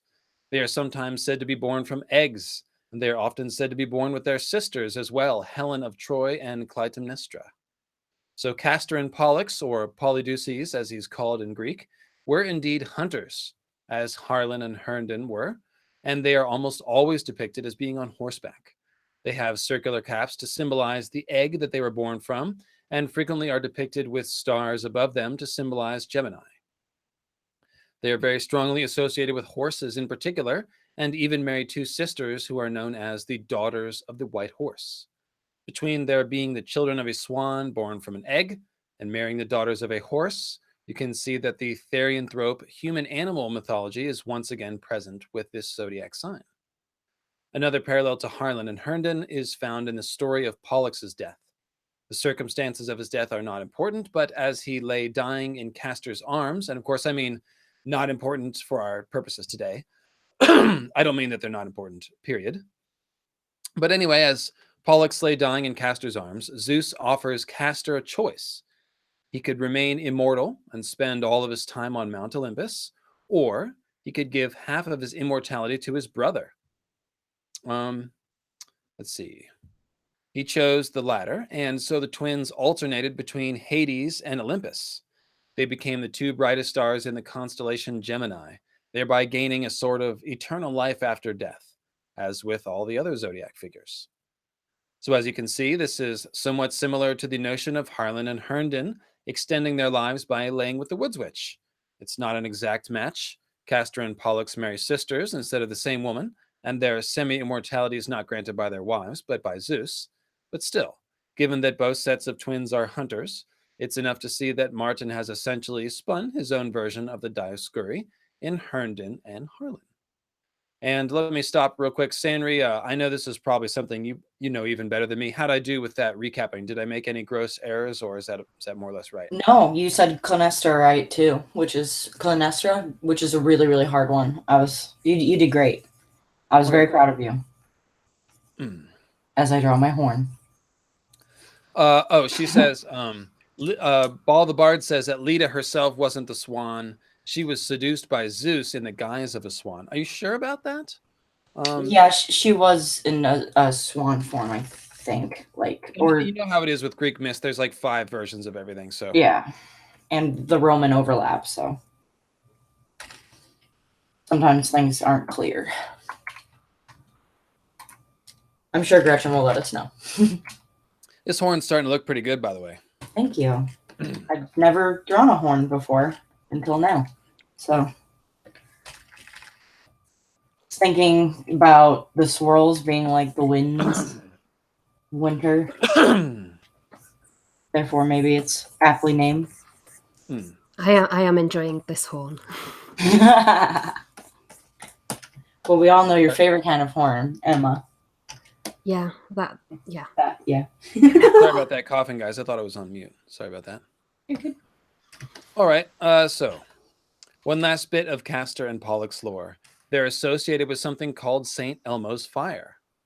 What is St. Elmo's fire? Well, and this is borrowing from the Wikipedia definition, it's a weather phenomenon in which luminous plasma is created by a coronal discharge from a sharp or pointed object in a strong electric field in the atmosphere, such as those generated by thunderstorms or created by a volcanic eruption. Because it appeared most often on the end of a ship's mast during a thunderstorm, it's named for Saint Erasmus of Formia, who's also called Saint Elmo, who is the patron saint of sailors. So, here's where Castor and Pollux come in. In ancient Greece, the appearance of a single Elmo flame was called a Helen, as in Helen of Troy, and the name of the Greeks, the Hellenes. And this word literally means torch, as we saw in Weirwood Compendium 3, Garth of the Gallows, when we talked about Durin and Eleni, who is a spin on Helen. Helen is a sister of Castor and Pollux, and indeed, if there were 2 flames of the St. Elmo's fire, they were called a Castor and Polydeuces. The reason I mention any of this is mainly because the flame of St. Elmo's fire is usually blue. Dun, dun, dun. And there's only a few places where we can find blue fire, so. Do you know about like how sailors would see the blue fire? That St. Elmo's fire? No, please tell us. Okay, yes. So that was when the phenomenon was discovered, I believe. Like, mostly sailors on the high seas would see, it's like basically lightning, but different is the easiest way I can explain it. It creates like basically the thunderstorms that would happen would create these blue, like things would look like they were on fire on the ocean, and sailors would be very, very scared of that. So I think that could be very interesting because maybe some of the Ironborn, or at least Euron, had witnessed this phenomenon in some kind of way. What do you think? I like that idea. Yeah. I like it. Yeah, I mean that's real. Like the blue flames. I'm trying to think if there was more that I knew about that. Yeah, that's great because Zeus is obviously the lightning thrower, and there's a lot of lightning is the other main influence, or one of the main influences I've picked up for the whole idea of cold blue fire of the others. Yes. With the dragons, it's easy. Anything with red or orange fire can be a dragon symbol. But if Martin wants to do the whole blue fire thing, there's only a few things you can work with. Electricity looks blue. Yeah. And we get a lot of electric language with the others. Shock, a lot of shock language. The shock of the cold water when you fall through the pond. And lightning, of course. The others move like lightning and strike like lightning. And Waymar's broken sword is like a tree struck by lightning. So we're going to get into all that one day soon. All right. I'm going to draw a spoopy pirate ship. Nice. Oh, I like that. That sounds good. So that's kind of like, just to give you guys like a vague idea, like sailors would look off in the distance and usually the lightning would strike, the tallest thing, which would be the top mast. So it would create this illusion of this being on fire, and then it looks like water, and it's crazy if you ever get to see it in real life. It's a very crazy phenomenon. So yeah, I wanted to add that for our Ironborn friends, like a man. I appreciate that. And Iron M. Appreciate that very much.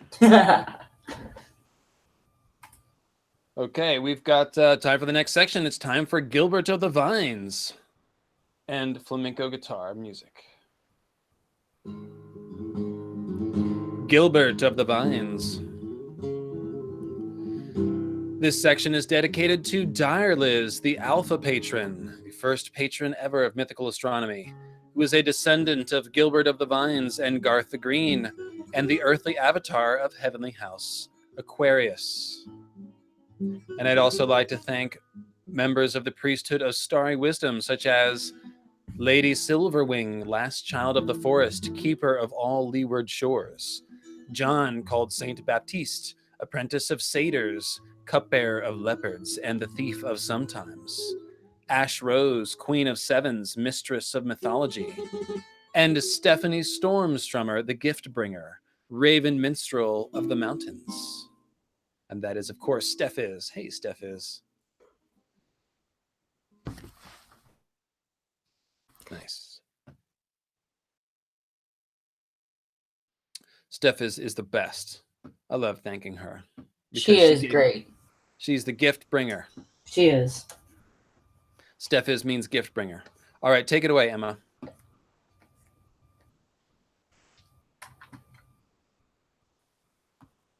Oh, do we have a transatlantic cable malfunction? Did I disappear? For a second. Oh, gosh. It was in a slightly funny pose, too. No. I do what I can to amuse everyone. Same. So I will reread that because I was vanished. Gilbert of the Vines, who taught the men of the Arbor to make sweet wine from the grapes that grew so fat and lush across their island, and who founded House Redwine. And yes, those of you in the chat, yes, this is definitely going to be a 3-hour one, Misty, for sure. We're not really beating a quick pace here. Sorry, guys. So just sit back and enjoy it. Hope you guys are having fun. We've got, by the way, we've got how many watching? 122. That's pretty solid. Thanks, guys. Thank you very much. So Gilbert of the Vines. Aquarius, the water bearer, is the best match for Gilbert of the Vines. Even though Aquarius is called the water bearer, the most popular Aquarius myth involves a cupbearer who serves wine as well as water. That would be Ganymede, a very handsome young prince of Troy, who is thought to be the most beautiful man in the world. One day, while Ganymede was tending his father's sheep, Zeus abducted him, either by transforming into an eagle himself or by sending an eagle, so that Ganymede would be his cupbearer, asterisk, cough, cough, air quotes, and according to most versions of the tale, it's implied, of course, that he's taken as Zeus's lover as well, because Zeus don't discriminate. He's down for pretty much everything. Man, beast, woman, doesn't matter. He just shapeshifts and he just goes after everybody. Yep. He's the true horny boy. He's very Garth-like, I'll say that. And which is why it makes sense to, if you notice, Robert is basically a mix of Green Man mythology and Thor. And of course, Thor is is the storm god. And so we got Zeus, who's another horny storm god. That's the connection I was trying to make. So when Martin is creating these archetypes, he essentially grabs anything that's similar and figures out how to sort of pull it together. So There you go. You get Robert, a horny storm god, and that's what Zeus is. So Ganymede is often depicted with a golden cup, out of which he serves Zeus water, wine, and ambrosia, which is kind of the drink of the gods, if you will. But one day Ganymede has had enough of serving Zeus and instead pours out his cup, pours out one for all the homies, causing days of rains heavy enough to flood the entire world.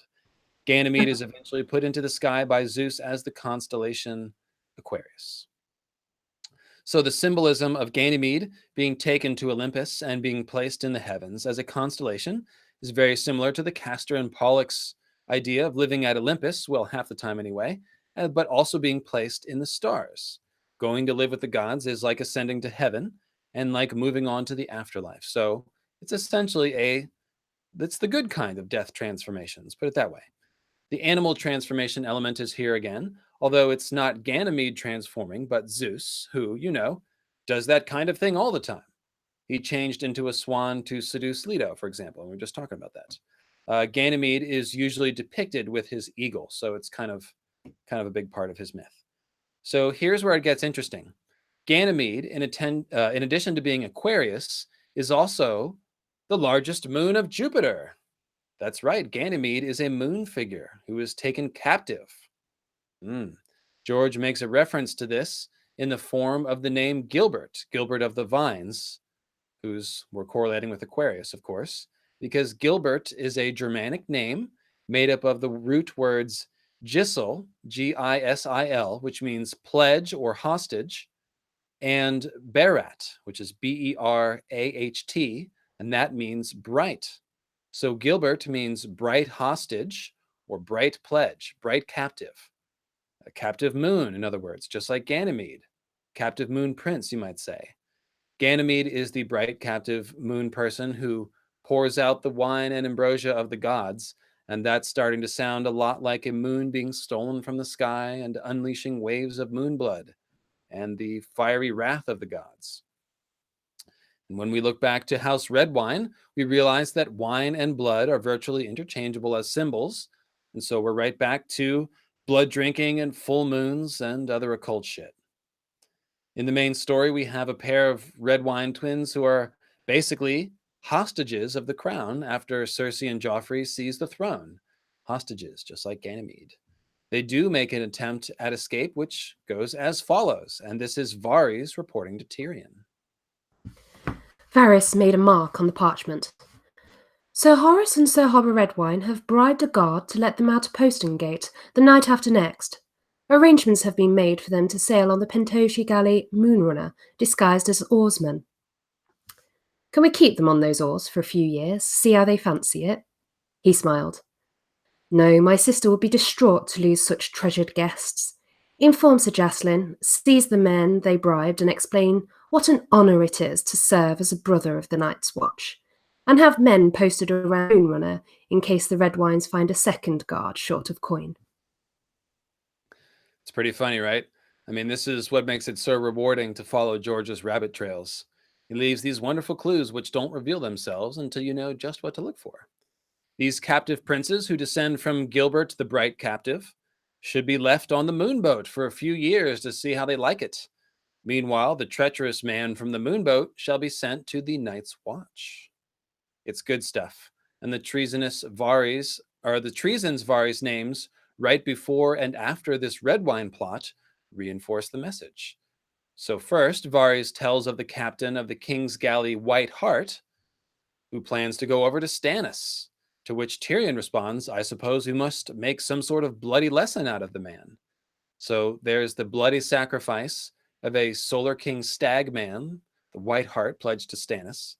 And then what does Varys mention right after the Redwine's Moonrunner plot? Why, it's the Red Comet.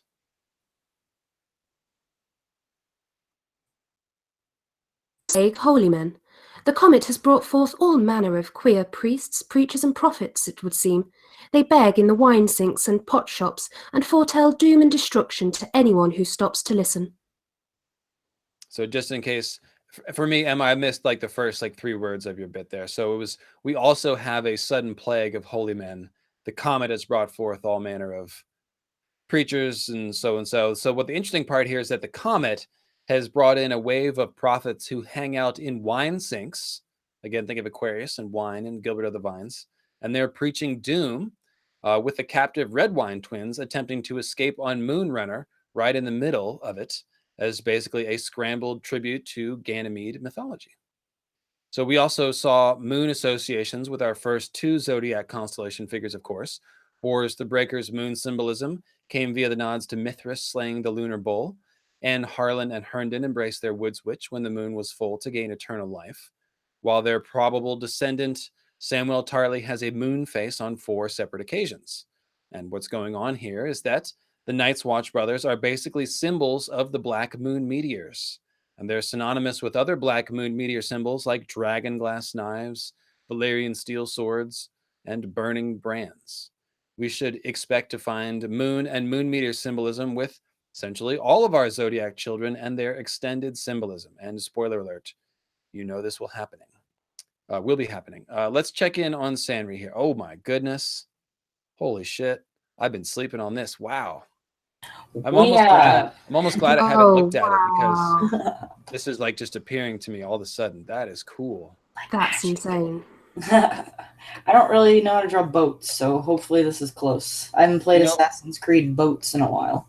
The pictures that I've seen of this also show it jumping off forward and backward off of like the prow of like the masthead of the ship. Yeah, right. So you can it kind of like bounces around like electricity. So it could be like literally like anywhere. It's a very cool phenomenon. Just when you thought sailing was as scary as it possibly can be. Now there's blue fire, bitches! There's weird blue fire jumping around the ship. I'm jumping off. Good night. That's enough for me. I would be a terrible sailor, for what it's worth. Painkiller Jane's asking me about Aegon IV's daughter that was a captive cupbearer for the Laughing Storm. Oh, right, because he's a horned Garth figure. Yeah, Painkiller, if you could flesh that out for me, I will come back and mention that. Painkiller is like really brilliant, and she frequently is just like jumping things faster than I can follow, and so she'll give me the conclusion. I'll be like, wait, how'd you get there? And then she explains it, and I'm like, oh, that's right, you're really smart.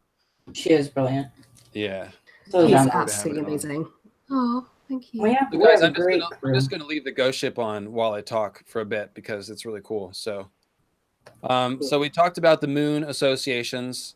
And like I said, basically, this is because the Night's Watch brothers represent moon meteors. And so all of these Garth people of the Zodiac, as well as being tied to their Zodiac signs, they will also have lots of moon symbolism. Now, speaking of Night's Watch brothers, there was a famous ranger of the Night's Watch who, and I imagine he was probably the, what do they call the lead ranger? First ranger? Or First ranger. First ranger, yeah. So kind of last hero vibe just to that title. But in any case, there's a guy who, he's not a member of House Red Wine, but his name was Red Win. So he's just missing the E. And this tale seems to fit the themes that we've explored so far for House Red Wine, Gilbert of the Vines, and Aquarius. So see if you can spot the cryptic last hero math here. And this is John speaking to open the passage. Did you find the maps? Oh, yes. Sam's hand swept over the table, fingers plump as sausages, indicating the clutter of the books and scrolls before him. A dozen at the least. He unfolded a square of parchment. The paint has faded, but you can see where the mapmaker marked the sites of wildling villages. And there's another book. Oh, where is it now? I was reading it a moment ago. He shoved some scrolls aside to reveal a dusty volume bound in rotted leather. This, he said reverently, is the account of a journey from the Shadow Tower all the way to Lorne Point on the frozen shore, written by a ranger named Redwin. It's not dated, but he mentions a Doran Stark as king in the north, so it must be from before the conquest. John, they fought giants. Redwin even traded with the children of the forest. It's all here. Ever so delicately, he turned the pages with a finger.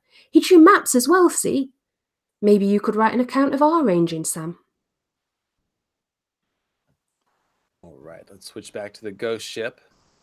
Oh, man.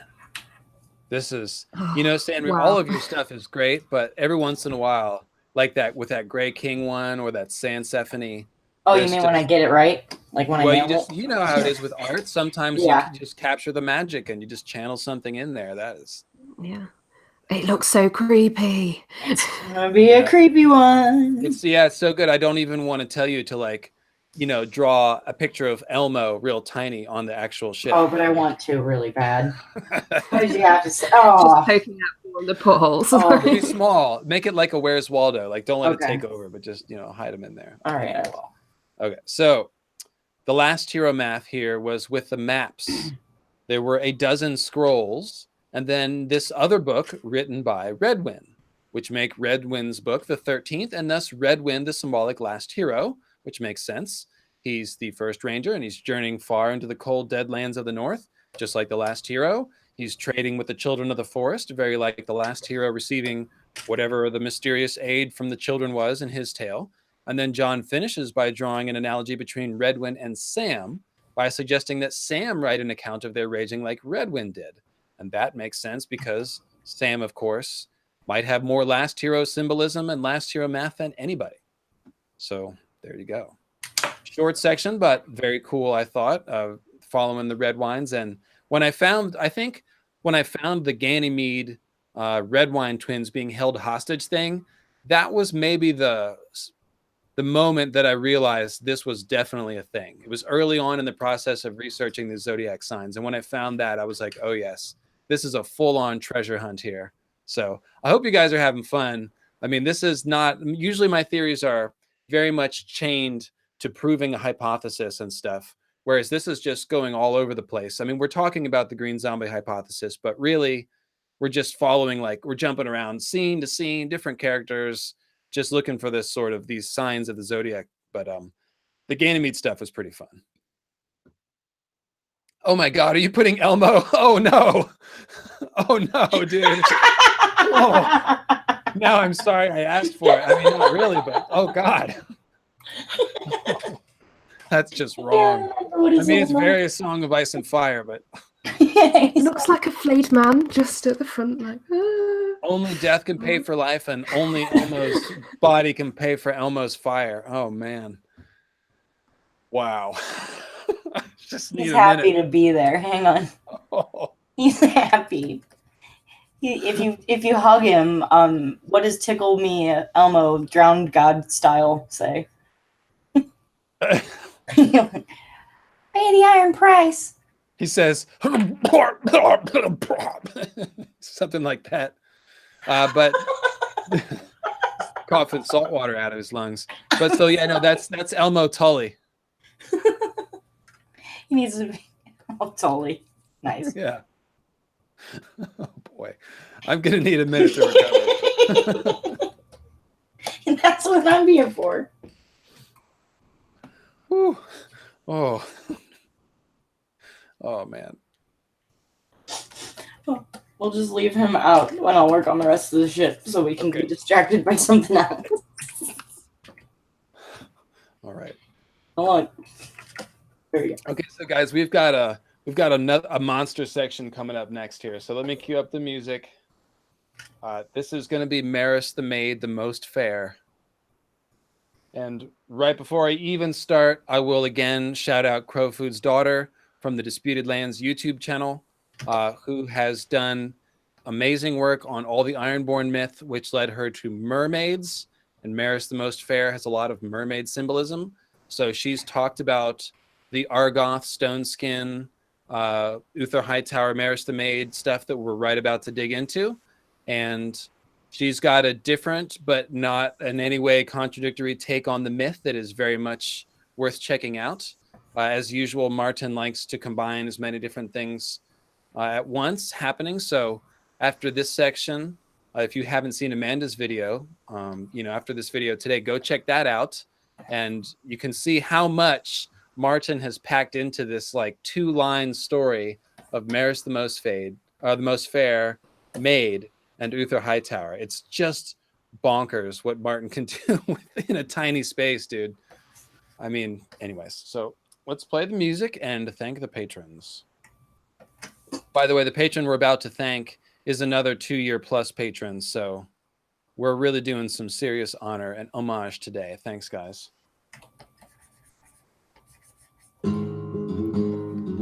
Maris the Maid, the most fair.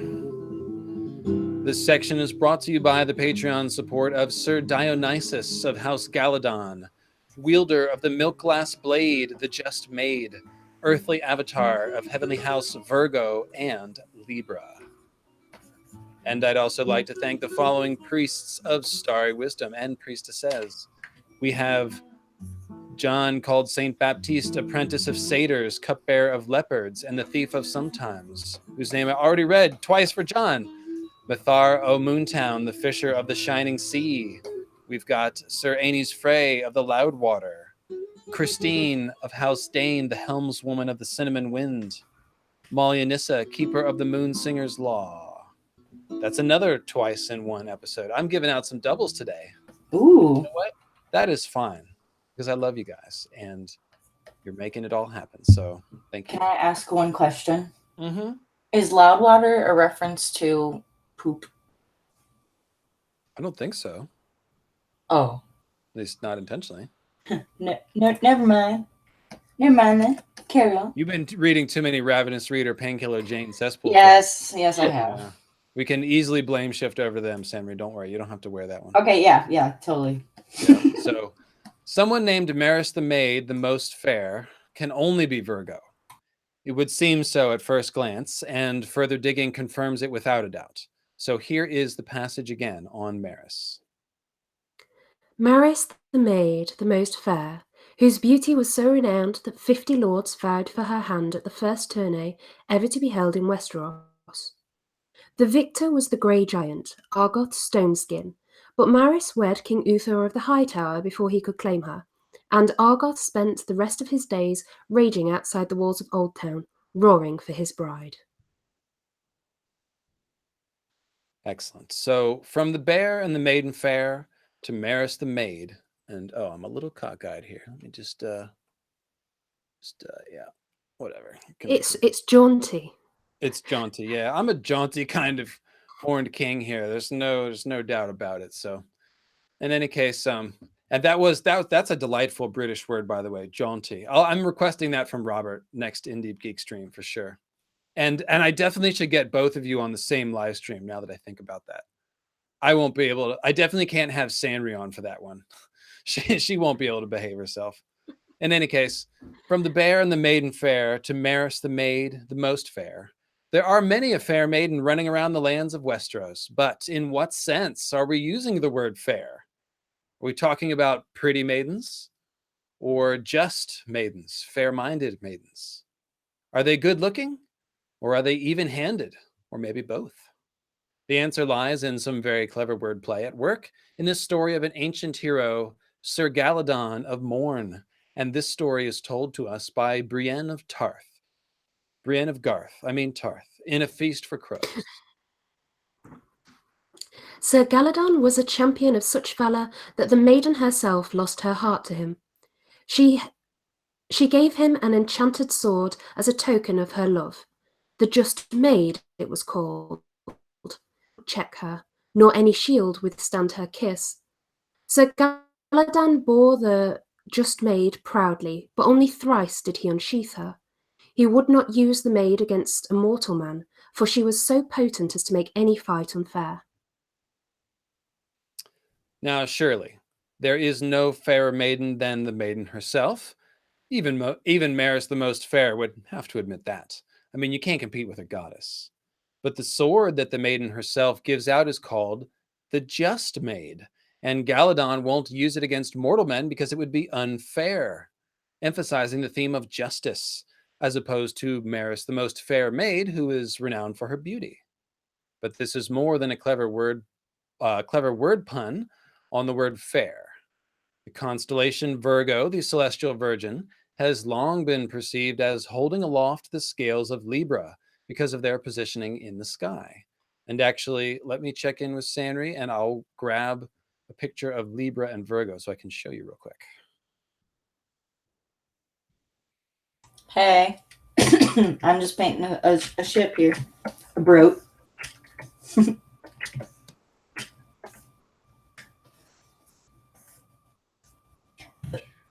What you said about the fairness and the justiceness, that kind of made me think of Sansa and how, you know, we relate her to the maiden if we would pick a character to relate her to. And hopefully she will be fair in her ruling. If she gets that far. Yeah. I think she would Hopefully. be, at least. Yeah. In my mind. And some of the ice symbolism that LML raised in one of the Signs and Portals episodes, like one of the new ones. That's brings in like the just ice pun as well. Oh, totally.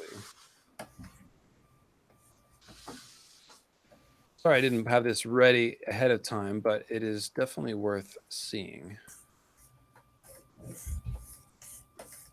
Okay, so let me share my screen here.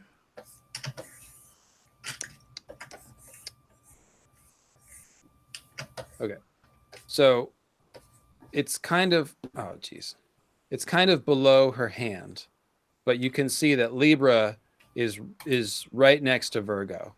And so depending on how you draw Virgo, this Virgo is kind of tiny. You can actually extend the legs and draw her a little bit bigger. So it makes it look like she's actually holding it. But in any case, the point is that Virgo is the fair maid in a sense of being the just maid. She is perceived by some as holding the scales. And, oh, what's this now? It wasn't focused. All right. Oh, we're still seeing Sammy's drawing. Oh, that was the, okay, sorry. All right. One more time.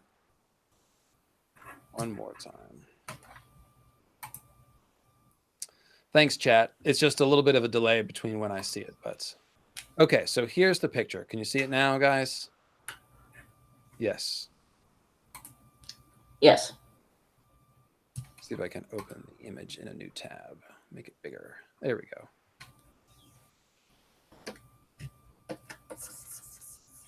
So Libra, you can see it's like right below her right hand. And like I said, if you extend the legs and draw a slightly bigger version of Virgo, and of course there's many different ways to draw all the constellations, then it appears that she's actually holding it in her hand. So this is where we get the idea of Virgo as a fair maid. So let me get back to the script.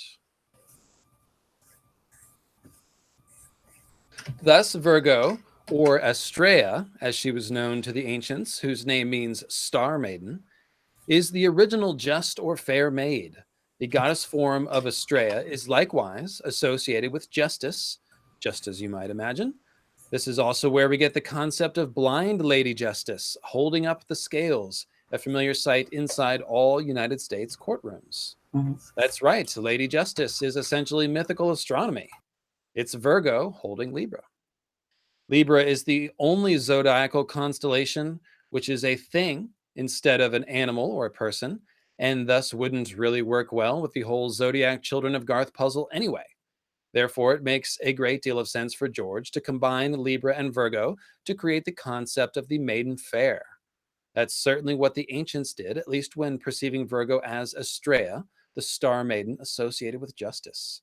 She was said to be the last of the immortals to linger on Earth during the Golden Age, only choosing to finally leave the Earth when the Iron Age fell, due to the wickedness of man. She ascended to the stars and became Virgo, matching the pattern of the other zodiac figures that we've discussed so far. She's actually prophesied to return, as it happens, and to bring with her a return of the Golden Age. Can't happen soon enough. And yes, combining Virgo and Libra means that we now have 11 constellations instead of 12. Yes, that's true. You guys are very good at math. You've been studying the last year of math chalkboard. You can count to 13 at least. You can do it. You can. So I'll explain that in the next section. That's a short answer. Hint, it has to do with Ophiuchus. So, as for Sir Galadon and his sword named the Just Maid, let's consider. This is really just another version of the Azor Ahai fable, isn't it? Galadon is our magic sword hero, obviously. The maiden herself, one of the seven and therefore a goddess, plays the role of the Moon Maiden. which means that she represents both Nissa, giving birth to Lightbringer the sword, and the moon, giving birth to Lightbringer meteors. When she loses her heart to Galadon and gives him a sword, that's simply the moon exploding into meteors, which are like the hearts of fallen stars or fallen moons, which is exactly the type of thing you can make a magic sword out of. A sword too amazing to even use against mortal men. Lightbringer, you might even call it. Sir Galadon, the perfect knight, is from Morn, a place on the Isle of Tarth, which is now only ruins. A champion knight carrying the name Morn and a magic sword? Well, that has to remind us of the sword of the morning and dawn, right? Indeed, Venus-based morning star and even star symbolism is found around Galadon. On the opposite part of the island of Tarth from the ruins of Morn is a place called Evenfall Hall, the seat of House Tarth, whose lord is known as the Even Star. So we've got Starfall versus the Even Star at Evenfall Hall. A knight of morn with a magic sword versus the sword of the morning with a magic sword. It's pretty clear enough, pretty clear to me anyways. And now coincidence is starting to seem impossible, as I like to say. The Galadon Just Made myth is simply a mashup of the Dawn and Lightbringer legends. That's what I would call it. Now, one of the things, and I'm not trying to be vainglorious here, I'm just trying to keep the wig hair out of my mouth. So anyways, don't think I'm vain. I'm just itchy. Okay, itchy and vain. Anyways, one of the things, yeah, cell phone. One of the things said about Sir Galadon, as Brienne tells us in A Feast for Crows, is that he once supposedly used the Just Made to slay a dragon. That is very interesting, since Valyrian steel can kill others, and I've offered the wild speculation that Dawn, which is like white Valyrian steel, might be able to kill dragons. Think of the ice spear that the Night King on the HBO show uses. Dawn might work something like that, perhaps. I've put that idea out there anyways.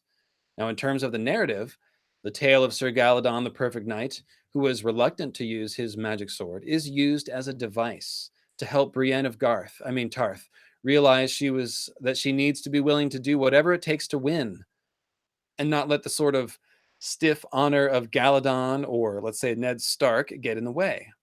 Brienne is using her cheap sword at first and then thinks of the Galadon tale, thinks to herself, I better go get Oathkeeper, which is technically a magic sword, as all Valyrian steel swords are.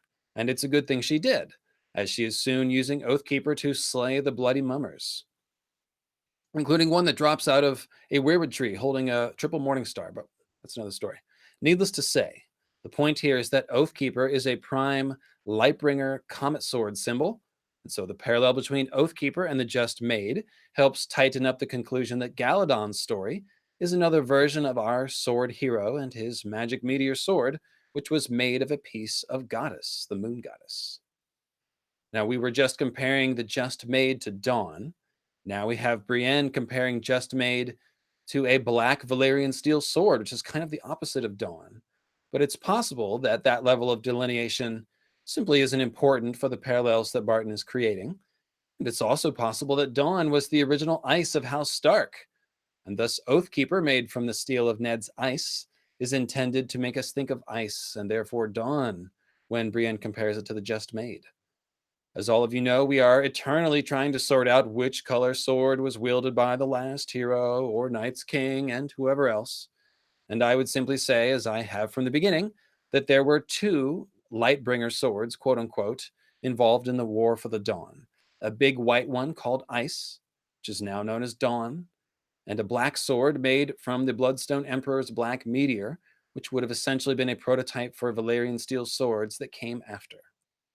Thus, it works just fine for me to see parallels being drawn from the Just Made to both Dawn and a black Valyrian steel sword with a ton of Lightbringer symbolism like Oathkeeper. And if you're reading along, sorry for all the dreadful typos. This just hasn't been edited yet, sorry. I was working on this up until Friday night at like 3 a.m. So, in case I look tired. We've got a Libra birthday as well. It's Kimberly's birthday in the chat, so happy birthday. Yay, happy birthday. Thank you for interrupting. Yes, happy birthday, Kimberly. A Libra birthday. Good timing. Good timing. So as it happens, Brienne the Beauty, the most fair maid of Tarth, parallels both Galadon and the maiden herself who gave the sword to Galadon.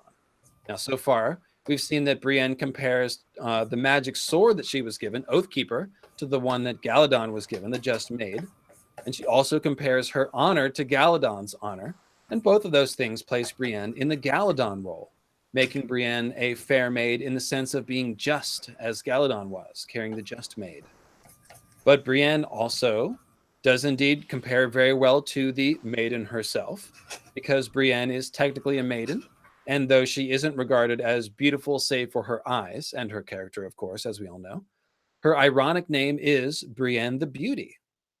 That name is in turn a reference to Venus mythology. She's the daughter of the even star, after all, and makes Brienne an avatar of Venus, the goddess of love and beauty, if you will. Ergo, in addition to being just and comparing her sword to the Just Maid, Brienne is also a fair maid in the sense of Maris the Most Fair, Maris the Maid the Most Fair, who was renowned for her beauty. So Brienne hits both sides of the fair maiden joke, if you will. Isn't that lovely? Lovely. It's a beauty joke. On top of that, she wanders around looking for Sansa, saying, "I'm looking for my sister, a fair maid of 3 and 10, simply because Martin cannot resist layering his jokes as thickly as possible. And you guys, Sanri and Emma, were just chatting about how Sansa fits this fair maid archetype. And here's Brienne calling, looking for Sansa, saying, "I'm looking for a fair maid." So there you go. Instant corroboration.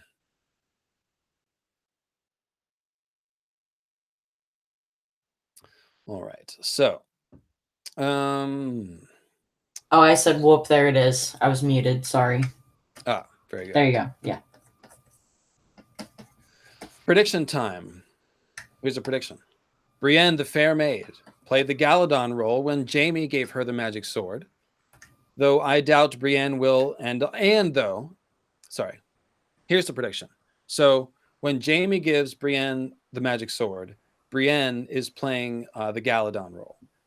And although I doubt Brienne will lose her heart to anyone but Jaime, who she's definitely in love with, I wouldn't be surprised if circumstances have Brienne play the role of the maiden herself and have her give out her magic sword to a worthy champion of great valor. It would be Jon Snow, of course, since he's been thinking about his father's sword Ice for 5 books now, despite having Longclaw. So I don't know. Maybe they can trade.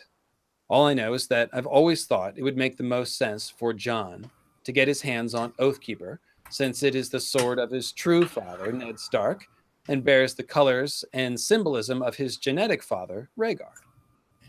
In any case, bringing the focus back to Maris the Maid. And I actually need another drink. 1 second. We still on the ghost ship, Sanri? Oh, yes, we are. Going deep, huh? Going deep into the ghosts for that Halloween spirit. Oh, nice. I like the Kraken taco streaming from the masthead there. It's good. Just a little cracking. Well, he already ate the taco, but we know there's a taco inside him. Oh, yeah. I'll do 2 versions of this. I'll do a real one and then one with Elmo and a taco in the Kraken. How's that? All right, cool. Yeah, and then we'll send that to Robert. He'll love it. Perfect. Cool. I'm going to probably just leave it on you for a second while I talk. So Go ahead. All right. As many of you know. Oh, wait. No. Okay. Sorry. I almost skipped a paragraph. So bringing the focus back to Maris the Maid the Most Fair, we see that her story has parallels to the story of Galadon and the Maiden of the Seven. I believe that the High Towers are most likely descended from the Dragon Lords from Ashai, who would have been part of the Great Empire of the Dawn. And Uthor has... okay, I'm sorry. I just confused myself. So we're going back to the myth about Maris the Maid the Most Fair. And if you remember, she married Uthor of the High Tower. So now we're going to talk about Uthor. Sorry, it's a little bit of a rough transition. I confused myself. So I believe the High Towers of Uthor of the High Tower are most likely descended of the Dragon Lords from Ashai, who would have been part of the Great Empire of the Dawn, according to my theory. And Uthor, as it happens, has an especially dragony or dragonish name. It's only one letter off from that of Uther Pendragon, the father of King Arthur of Excalibur fame, with Pendragon translating to head of the dragon. He's playing the Galadon Azor Ahai role, in other words, and he wins the hand of Maris the Most Fair Maid, just as the maiden herself lost her heart to Galadon. Now, as many of you know, the word Maris means sea and is often heard in the phrase Stella Maris, which means star of the sea, and is a name for both the pole star, because, sailors use that to navigate. But Stella Maris is also the name of, drumroll, the Virgin Mary. Yes, that's right, the Virgin Mary. Virgo Maris, Virgin Mary. Maris's name does indeed allude to stars and the sea, as well as virginity. So Maris the Most Fair Maid makes a great Nissa Nissa figure, and she makes a great Virgo. George has given us another Stella Maris woman as well, and that would be Shiera Sea Star, the lover of Bloodraven. Stella Maris means sea star, basically, and even the name Shiera is kind of starry, because the Dothraki name for the comet is Sherakia, the bleeding star.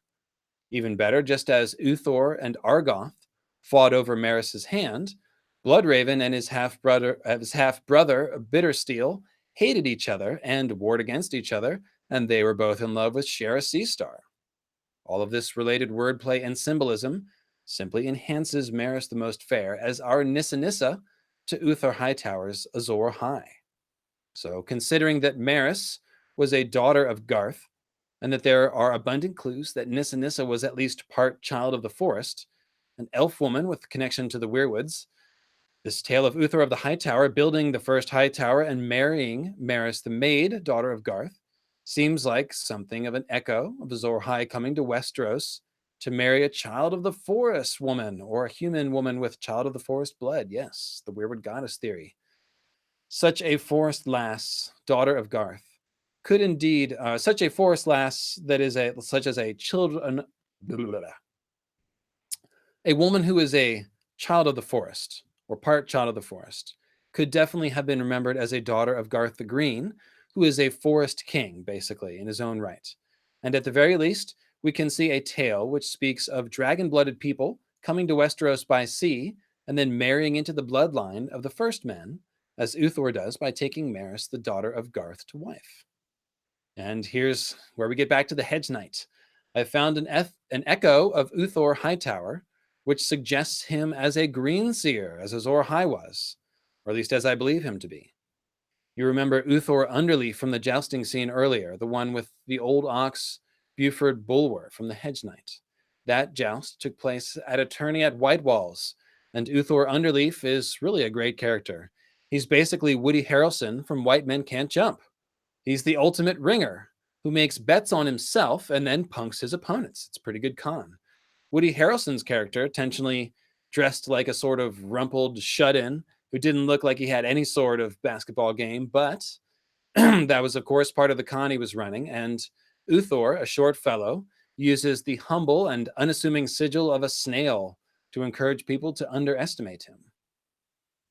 It's a great con, and Uthor, who Dunk thinks looks more like a merchant than a knight, is hiding abundant wealth inside his shabby-looking tent as a snail hides inside of its shell.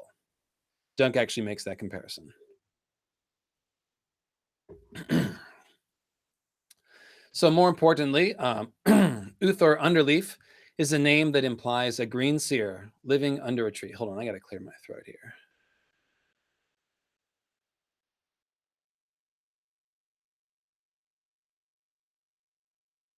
You guys can talk, by the way.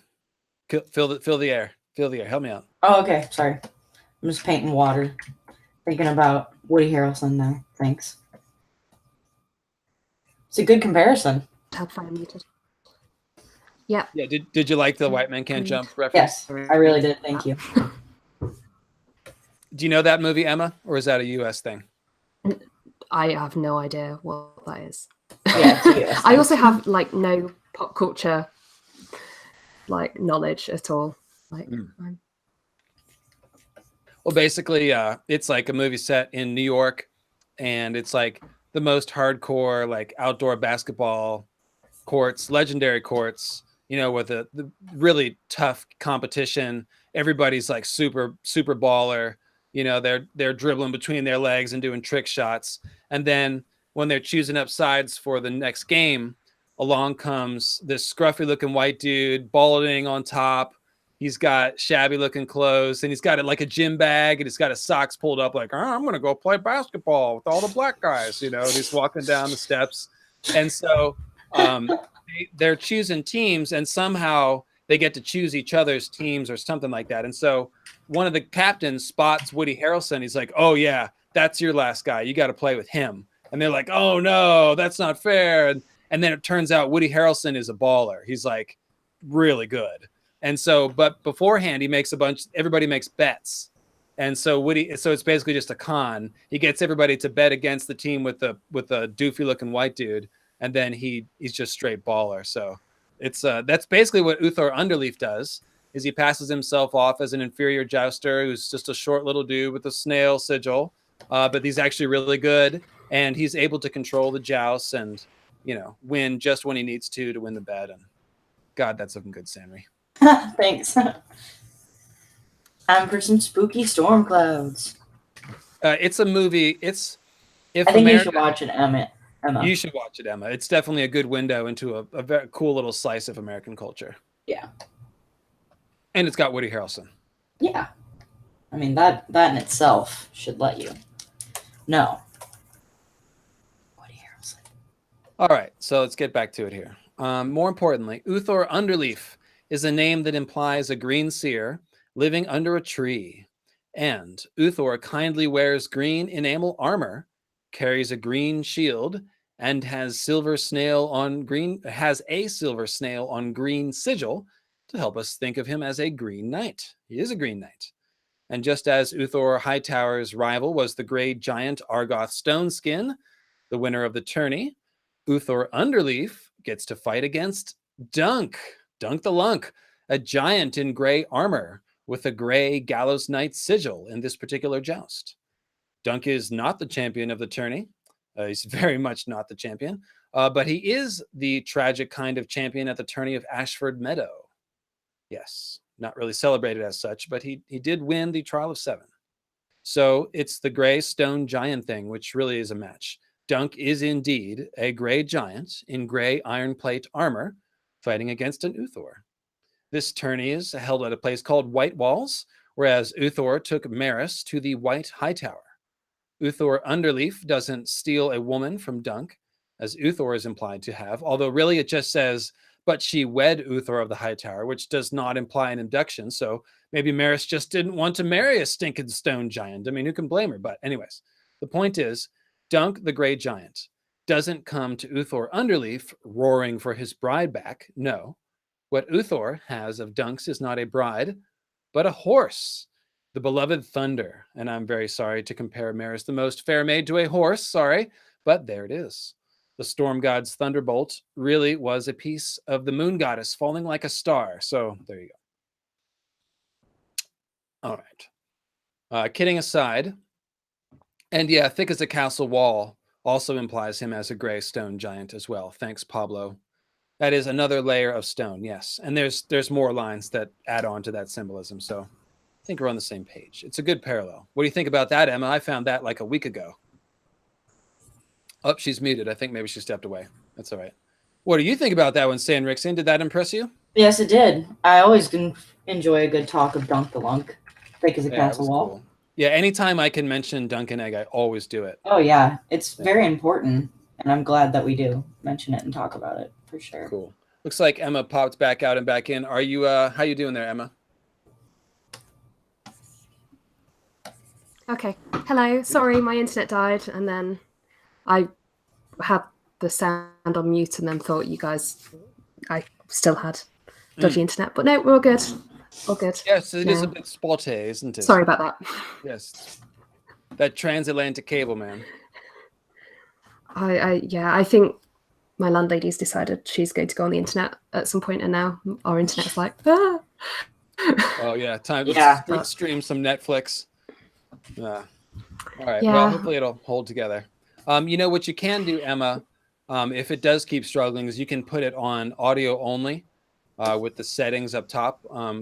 Let's keep your lovely face on the screen for now, but if it fails us again, that's what you can do. It takes up less bandwidth. So yeah, I've already lowered the bandwidth once, so I see. Oh yeah, you're a bit fuzzy.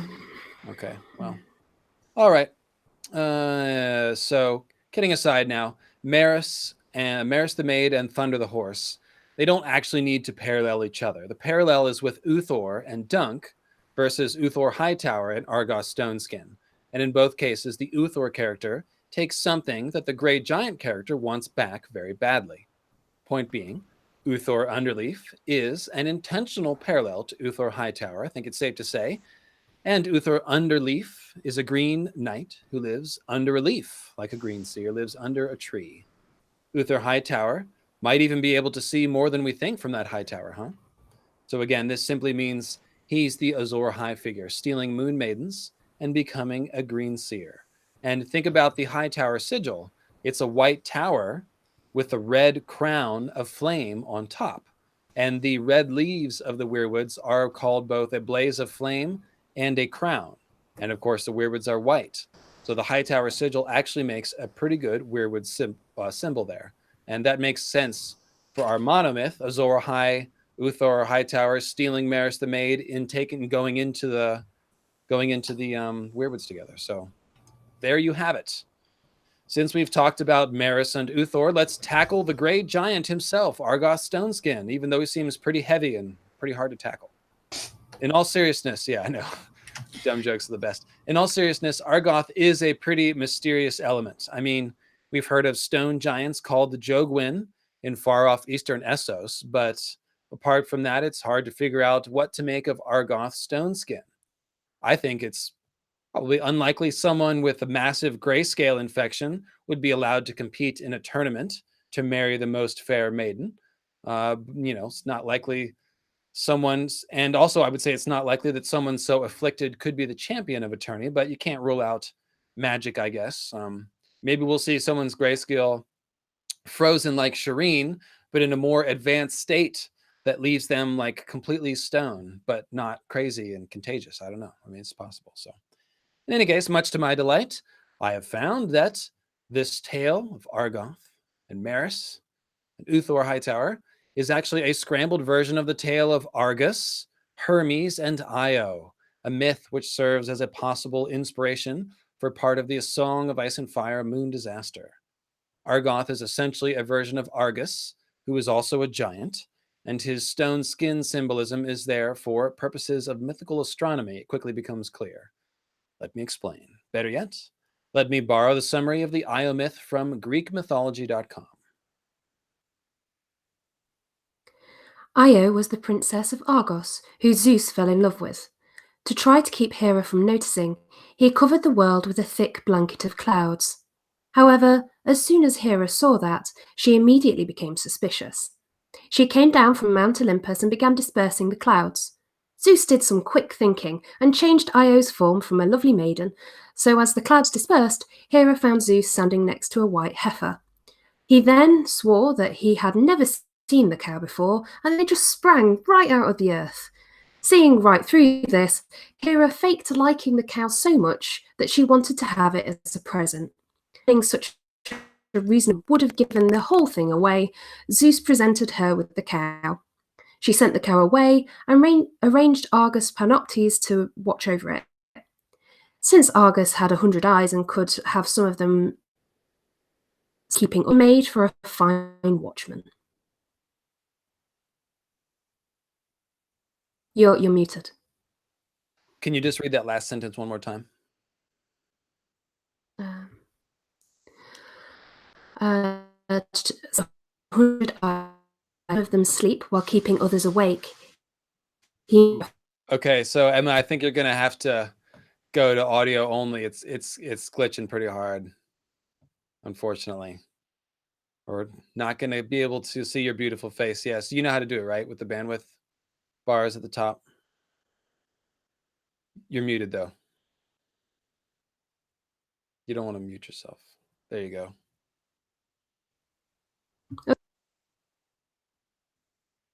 Oh, now you're muted again. Say a bit and see how it is. Okay. Am I okay now? Is everything reasonable? Yeah, why don't you give us the Is last it 2 sentences not- of that quote and see how it goes. Okay.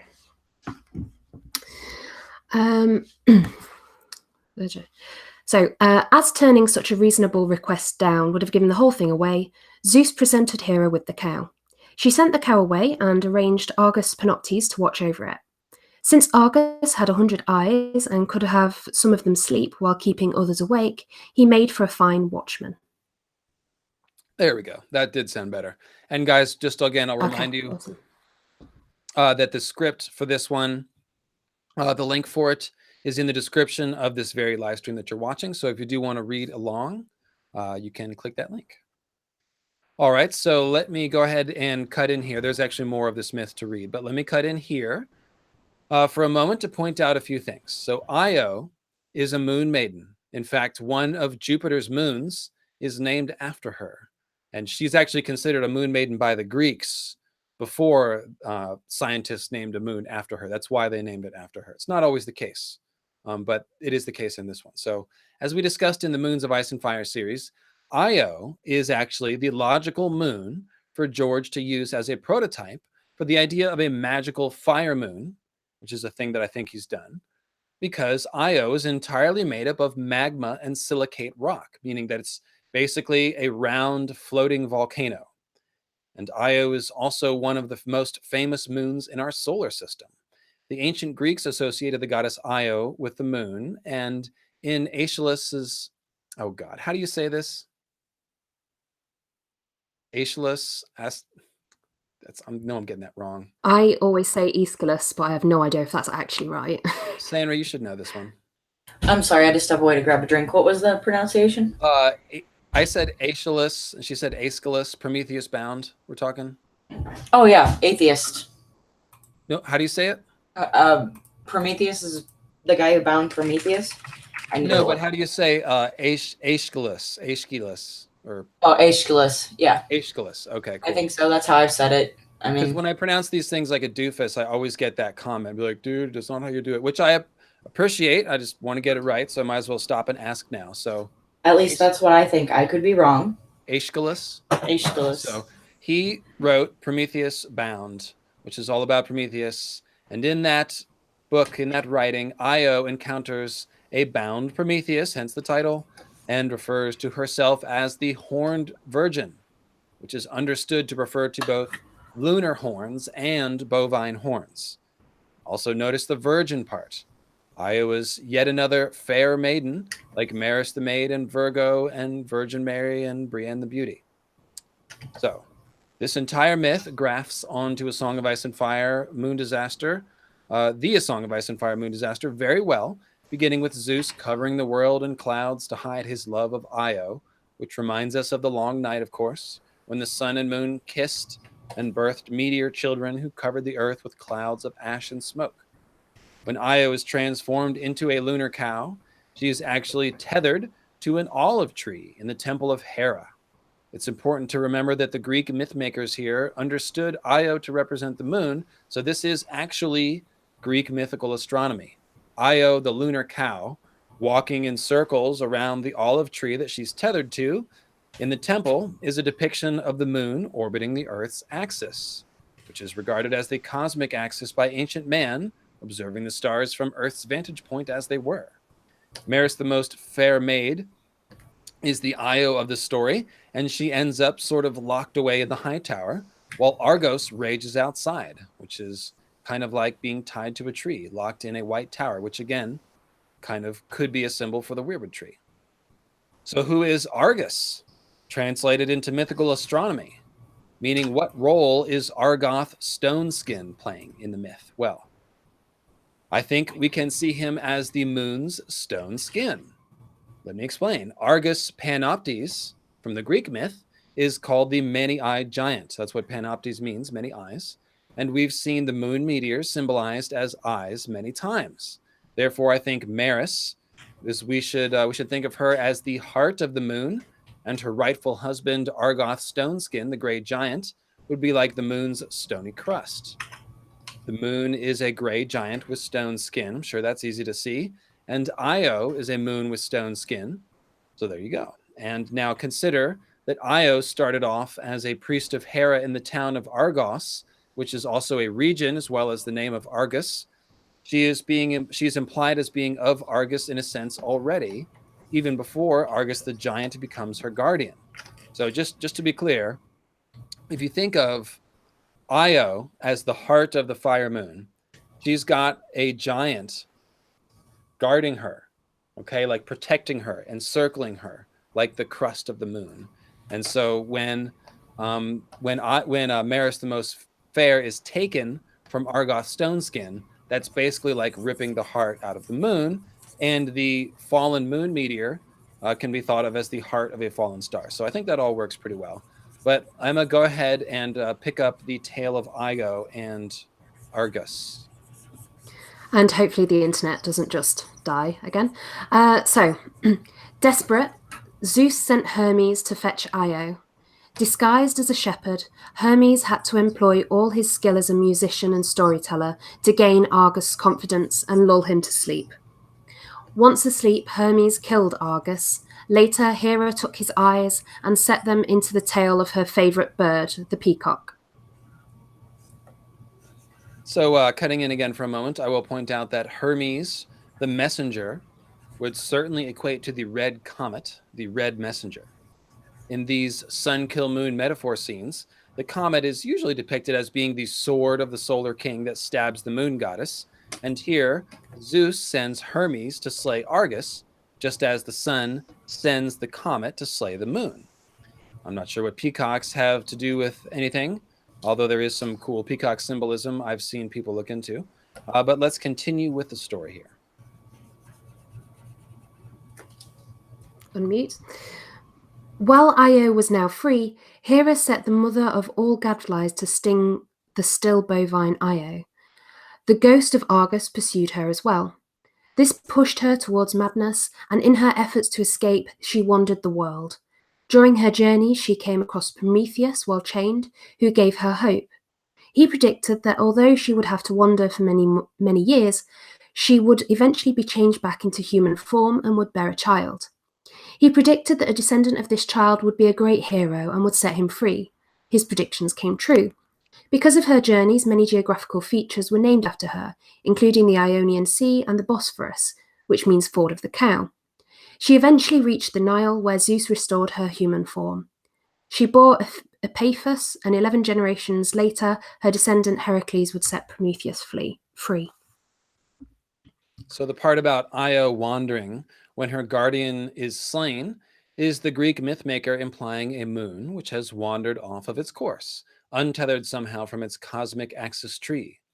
In A Song of Ice and Fire terms, George has given us a moon goddess that wanders too close to the sun, cracks from the heat, and drops her stone skin from the sky in the form of dragon-like meteors. The detail about the ghost of Argus pursuing Io made its way into the A Song of Ice and Fire version of the story as Argoth's stone skin raging outside the walls of Old Town for his bride. I think it's easy to see. Argus and Argoth can both eat their hearts out, though, because Io turned back into a beautiful woman and bore Zeus's baby, and Maris presumably helped Uthor found House Hightower by spitting out some Hightower babies. Meanwhile, Uthor of the Hightower, who was possibly descended of dragon people, he now possesses the heart of the Moon Maiden, Maris the Most Fair. If Argoth is the stone skin, Maris the Most Fair is the heart of the fallen star, which represents the fire of the gods, or the special meteor that we need to make a magic sword with. Either way,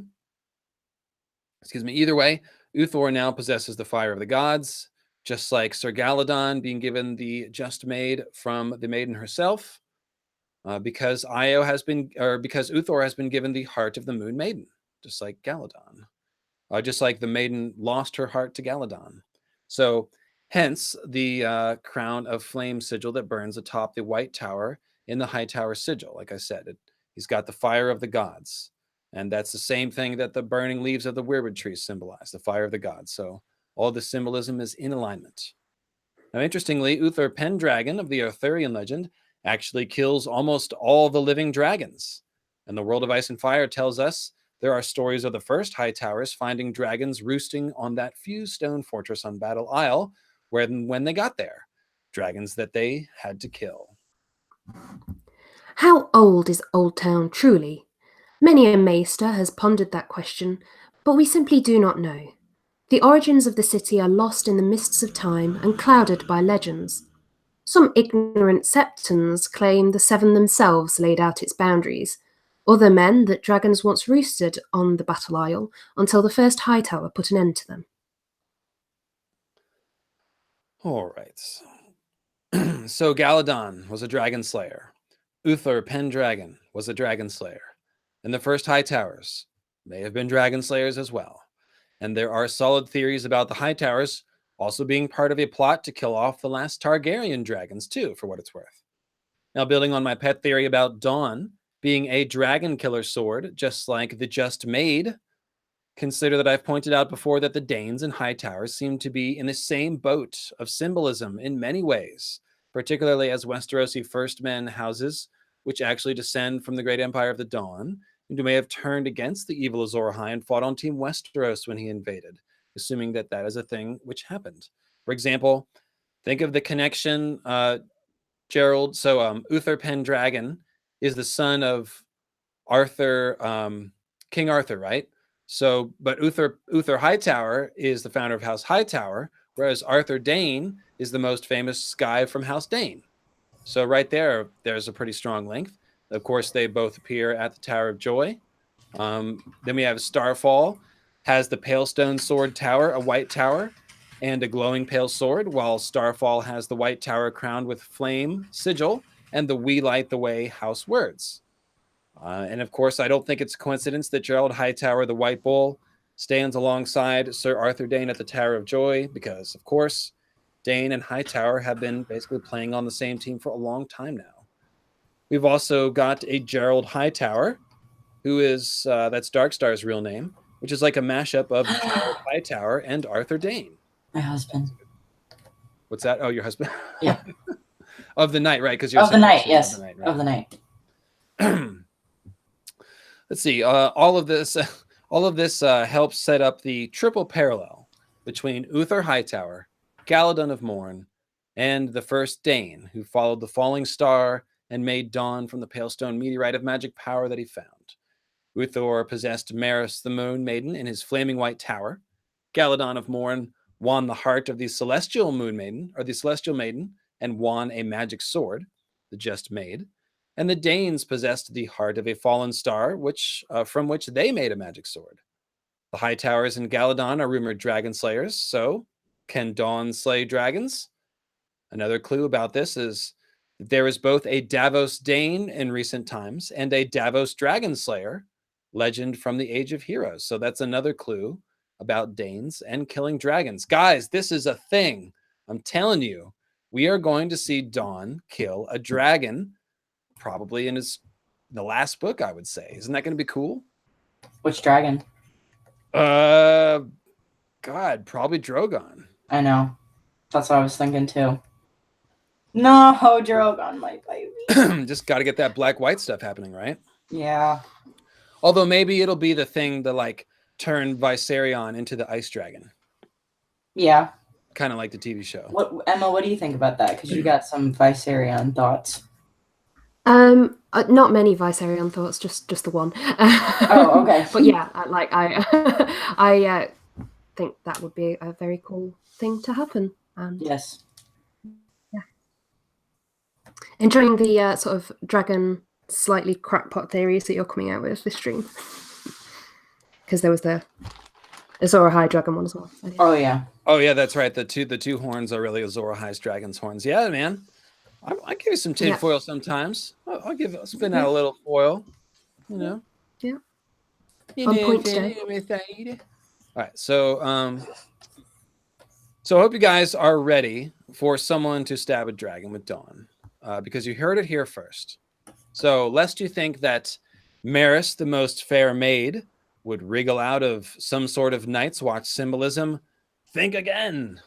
When the wildlings come through the wall in A Dance with Dragons, when Jon lets them through the wall, John stations the Spearwives in their own castle, Long Barrow, so as to avoid any sort of, Danny Flint situations. John does have to station a couple of actual Night's Watch brothers there to keep things running, and he chooses 2 men that he thinks he can trust well, Dolorous Ed, of course, and Iron Emmett, the former Master-at-Arms at Castle Black. That leads to this very funny exchange when Dolorous Ed returns to Castle Black and reports back to John. Place was overrun with rats when we moved in. The Spearwives killed the nasty buggers. Now the place is overrun with Spearwives. There's days I want the rats back. How do you find serving under Iron Emmett? John asked. Mostly it's Black Maris serving under him, my lord. It's pretty funny. Ed's got, that's one of Ed's more like understated jokes, I would say. Ed has a lot of really good jokes. Yeah, I think Ed is one of my favourite secondary characters for that sort of thing. Yeah. Oh, yeah. How definitely. Not? How not? Okay, so she's serving under Iron Emmett. Very funny, Ed. They are going very far here to suggest Maris as a Night's Watchman, though. And kidding aside, she's Black Maris, like the Black Brothers. She's serving under the Lord Commander, and she's manning one of the forts on the wall. So once again, we see that Garth's children are implied as joining the Night's Watch in some way.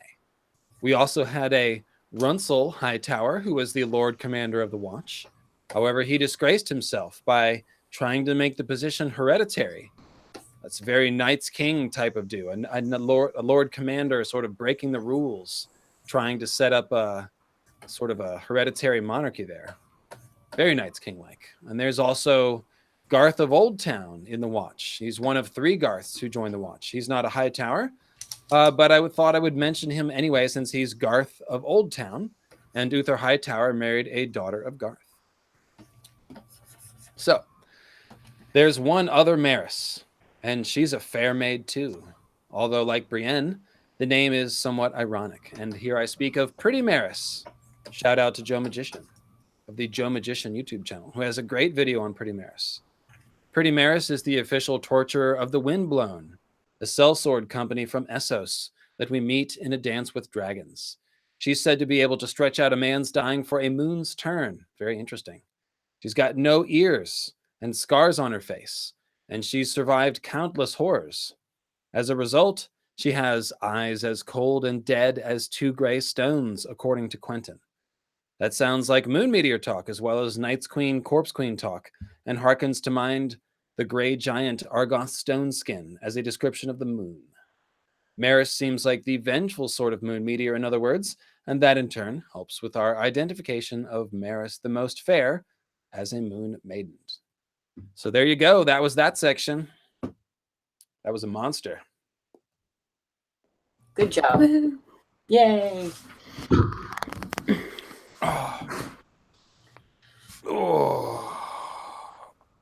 And collectively, we're all of the night, by the way. Emma, how are you doing? Are you getting real tired over there? Yeah, no, I'm fine. I'm fine. I'd really like to I can finish, power through.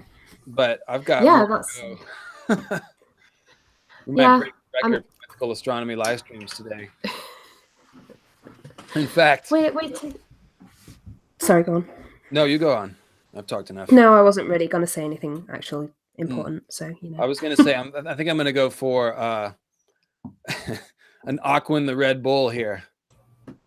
I think it's about that time. So, Sandri and Emma, hold it down for 2 seconds. Would you please? Yes. Okay, Kokos. Well, Emma, how are you? I am well. How are you? I'm good. Now's the time where we say all the things Lucy doesn't want us to say, where he goes and gets his supplies. So, you know. I don't really.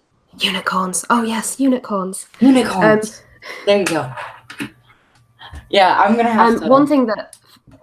Go ahead. Oh, you're going to have to go soon? No. Yeah. Okay. Well, so you have know. fun doing life things. Yeah, it's a party. Yeah. One thing that I wanted to say for those of you who haven't listened to the Joe Magician essay, he makes some really interesting comparisons about how Pretty Maris could be sort of a post 5-year gap. Brienne, so it's sort of an explicit connection between Pretty Maris and Brienne, which ties in really well with the Maris, Brienne, Pretty Maris sort of little trio that's going on there.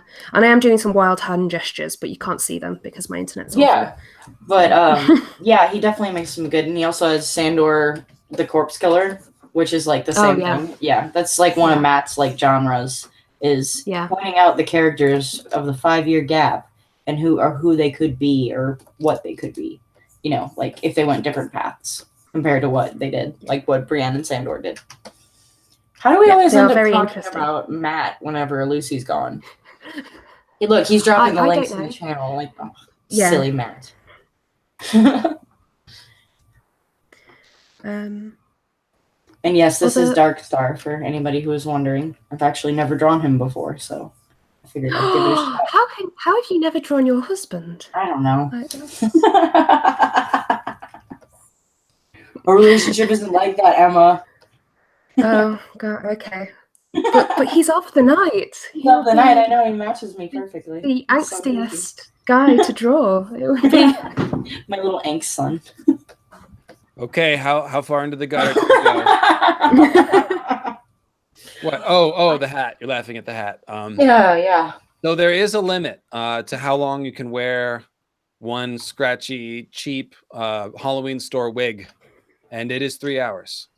So yeah, I had to change it up, and actually, the next section is going to go under the sea. So I figured I would put on my bells. Oh, look at it dangles. Jingle, jingle. Dingle, dingle. I took the dinglers out of the bells, obviously, or else that would have been hideously annoying. But I can teabag myself with the glasses a little bit here. Right. That's what the people come home for.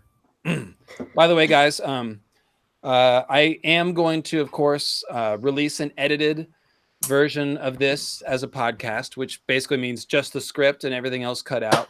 Probably going to have to re-record a bunch of this, I would say. And that'll come in at about 2 hours instead of the 4 hours that we're quickly trucking towards. So if you have to go and you dread the idea of watching a 4-hour YouTube video or whatever, I will have the podcast version. But hopefully you guys are enjoying the magic here, you know, just chilling, maybe with a little football on one screen and listening to the dulcet tones of Storm Emma, Sanrixian, and whatever you call my tones. So we're going to go for probably another hour to finish this thing up, I think. Luce, I can't go for another hour today. Oh, you don't have to. That's cool. Okay. I gotta drop out about right now because my thing is starting. But just wanted to give you a heads up. Oh, that's right. You have a party. Yeah, a party. Okay, cool. Well, you've definitely contributed quite heavily. So let's get a final. Well, I guess whenever you go, give us a final tour of. Okay. I'll give you a final tour of this board, and then we'll look at the night ship one more time. So I finished up coloring your little witchy blood magic shit there for you. And I started a George, and there's a Dark Star. And I really like my bees. My stupid little bees and my bee ghosts. Oh, bee ghosts. That's funny. I didn't that before. I didn't put that one together, but bees is what those are right there. And then here is the ghost boat. Oh, man. Officially done. Fuck me, bloody. That is... Sorry, I was muted for my amazement then. Like, fucking hell. I guess I'm glad you took Elmo out, but it was fun to have him there for a little bit. He's still there. Oh, it's just a different layer. He's just on a different layer. Okay. I'll put a taco up there in the Kraken's hands, too. Yeah, but don't worry. I kept seeing him while you were talking and having to mute myself because I was laughing so hard. I'd be drawing over here and there he is. He's having a good time. Oh man. All right. I hope nothing bad happens to me. Oh. Why am I tied on the ship? Where are we going, guys? And it's also kind of funny because you can still see the mermaid under it, so it's just like Elmo pasted on top of the mermaid. Awesome. I hope you guys enjoyed that. I'll post that on Twitter along with the sketches from last week's live stream later tonight. If you don't enjoy that, please unsubscribe from my channel. I don't know what to say about that. Those are I'm looking for people who enjoy that sort of thing. Let's hope so. Well, you guys have a good one. Thank you for having me on. Sorry to have to go. Oh, Sanri, Thank you for being here, Sanri. Have a lovely time. You're so welcome. Deuces. And Emma, no one's going to blame you if you have to tap out at some point either. So Oh, hang no, as long it's as you fine. can. I'll try to pick up Yeah. the reading pace here and get through these last 2 sections. These are fun, though. I'm telling you, man. Every zodiac sign has so much good stuff. So thanks for staying with me, everyone. And I hope you are having fun. Got 117. So, 116. I just lost somebody. Oh, well. But that's pretty steady. So thanks, guys. And yeah, if you got adults and if you have kids, that's fine. You know, do what you got to do for the kiddos. So this is John the Oak. I'm going to, I guess I'll keep doing the flamenco.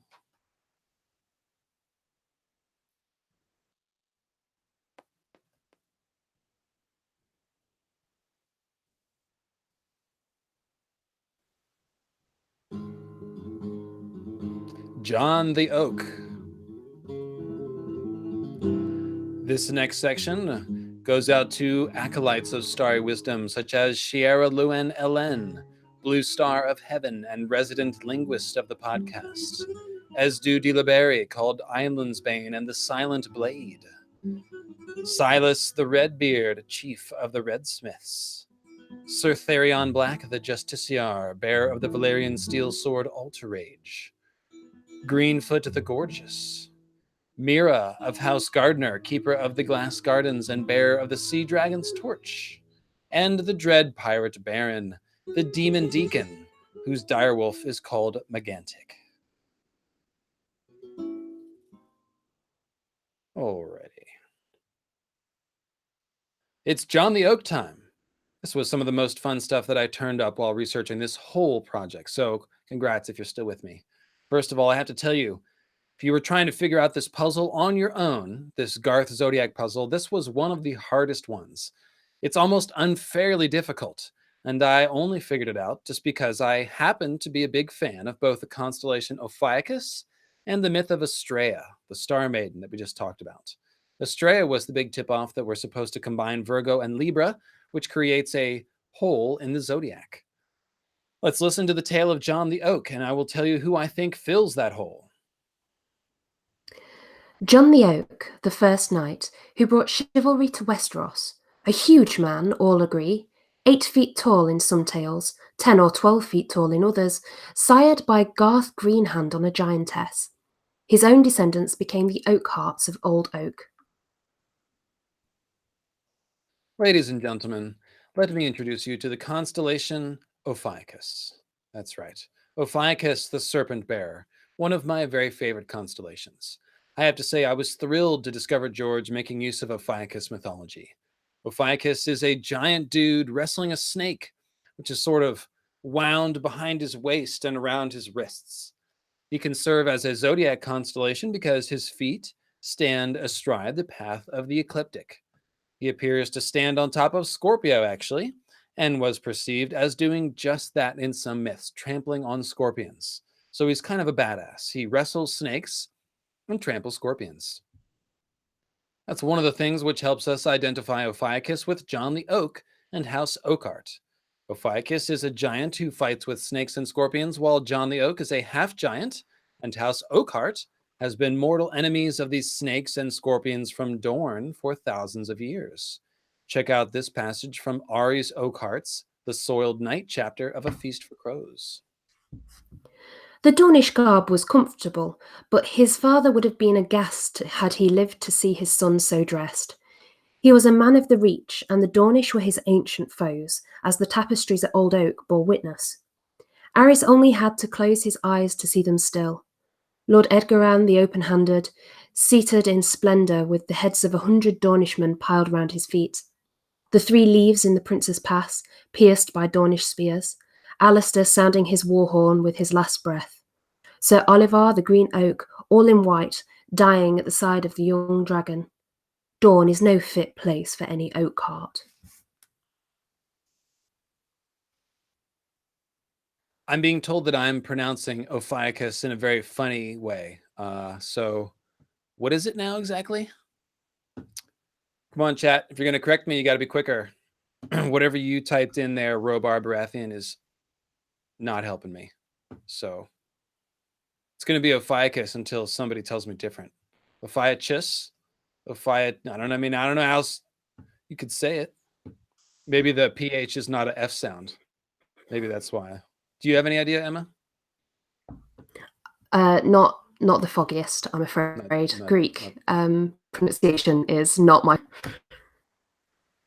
Ophiuchus. Ophiuchus says Ophiuchus. Ophiuchus. Yeah, that sounds good. That wasn't too far off. Okay, Ophiuchus. I like it. It has kiss in it. So you just heard about the long-standing enmity. I mean, it's immortalized in tapestry, so you know it's important. And of course, the hostility is mutual, as we hear from the other side of the feud when Gerald Darkstar Dane speaks of Ares and the Oakhearts, also in A Feast for Crows. No, my lady. What I know is that Danes have been killing several thousand years. His arrogance took her breath away. It seems to me that Oakhearts have been killing down. We all have our family traditions. Oh man, that one was really choppy, Emma. Oh, cross our fingers. So just the operative line was there is that it seems to him that Oakhearts have been killing Danes for just as long. So it's an old tradition, and this is a really old and hateful enmity here. It probably exceeds even that of the Blackwoods and Brackens, who, after all, married into each other's families on occasion. Nothing like that happens here. So, of all the reaches in all the houses in the Reach, I think it's safe to say that the Oakhearts have some sort of extra special hatred of the Dornish. Any Dornish, it would seem. This one-liner from the World of Ice and Fire, referring to some mysteriously horrible event during Aegon's conquest, is probably the most ominous of all. It occurred at the hands of the Will of Will, whose deeds we need not recount. They are infamous enough and still remembered, especially in Thornton and Old Oak. So nobody has any idea what these infamous deeds are. We just haven't been told. But if they're too horrible to speak of in the context of a George R.R. Martin story, then they must be pretty bad. I mean, think about it. But then check out the sigil of House Will. It's a black adder biting a heel on yellow. Thus, we can see a correlation between House Oakheart, think John the Oak, the giant, being savaged by House Will, the snake biting his heel. It's very similar to Ophiuchus, Ophiuchus, who wrestles a snake while a scorpion bites his heel. That's right, he doesn't get a free pass for trampling the scorpion, as many depictions of Ophiuchus have the scorpion stinging one of his heels. There's a bit more about Ophiuchus, which is relevant to A Song of Ice and Fire, and I'm paraphrasing this summary again from Wikipedia. The older Greek myths saw Ophiuchus as the god Apollo, wrestling a huge snake that guarded the Oracle of Delphi, while later myths identified Ophiuchus with Laocoon, the Trojan priest of Poseidon, who warned his fellow Trojans about the Trojan horse, and was later slain by a pair of sea serpents sent by the gods to punish him. So instead of a guy wrestling a serpent, it's somebody slain by a pair of sea serpents, but it's the same image. Now, Apollo is actually seen in the form of Rhaegar and the Valerians in general, more than House Oakheart, but I will tell you a couple things about Apollo that are relevant. So Apollo is a complex deity, very complex, but he is often merged with the figure of Helios, particularly later in Greek history, and that makes Apollo a sort of sun god. Now, his cheap epithet is Phoebus or Phobos, which means bright, and whether or not he's merged with Helios, Apollo is always considered the god of light, or dare we even say the lord of light.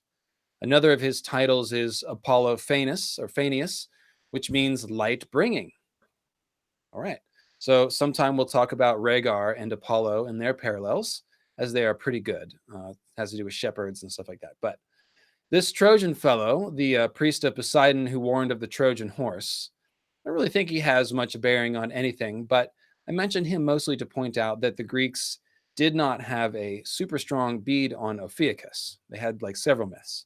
However, when the Romans came along and adopted much of the Greek pantheon, they remedied this with the most widely known association of Ophiuchus, and that is Asclepius. That's one I do know how to say. So Asclepius was a legendary healer who learned the secrets of keeping death at bay after observing one serpent bringing another healing herbs, supposedly. Asclepius was a son of Apollo, and both bore the title of the healer. The familiar snake wound around a staff symbol, which stands for healing, is known as the rod of Asclepius. So you can see why the Romans might see Ophiuchus, the man wrestling a serpent, as Asclepius, since he's a son of Apollo anyways, who was already associated with Ophiuchus, and it's not even that much of a change, really. Apollo is already the sun god, so maybe he didn't need a constellation. They figured they'd give it to Asclepius, his son.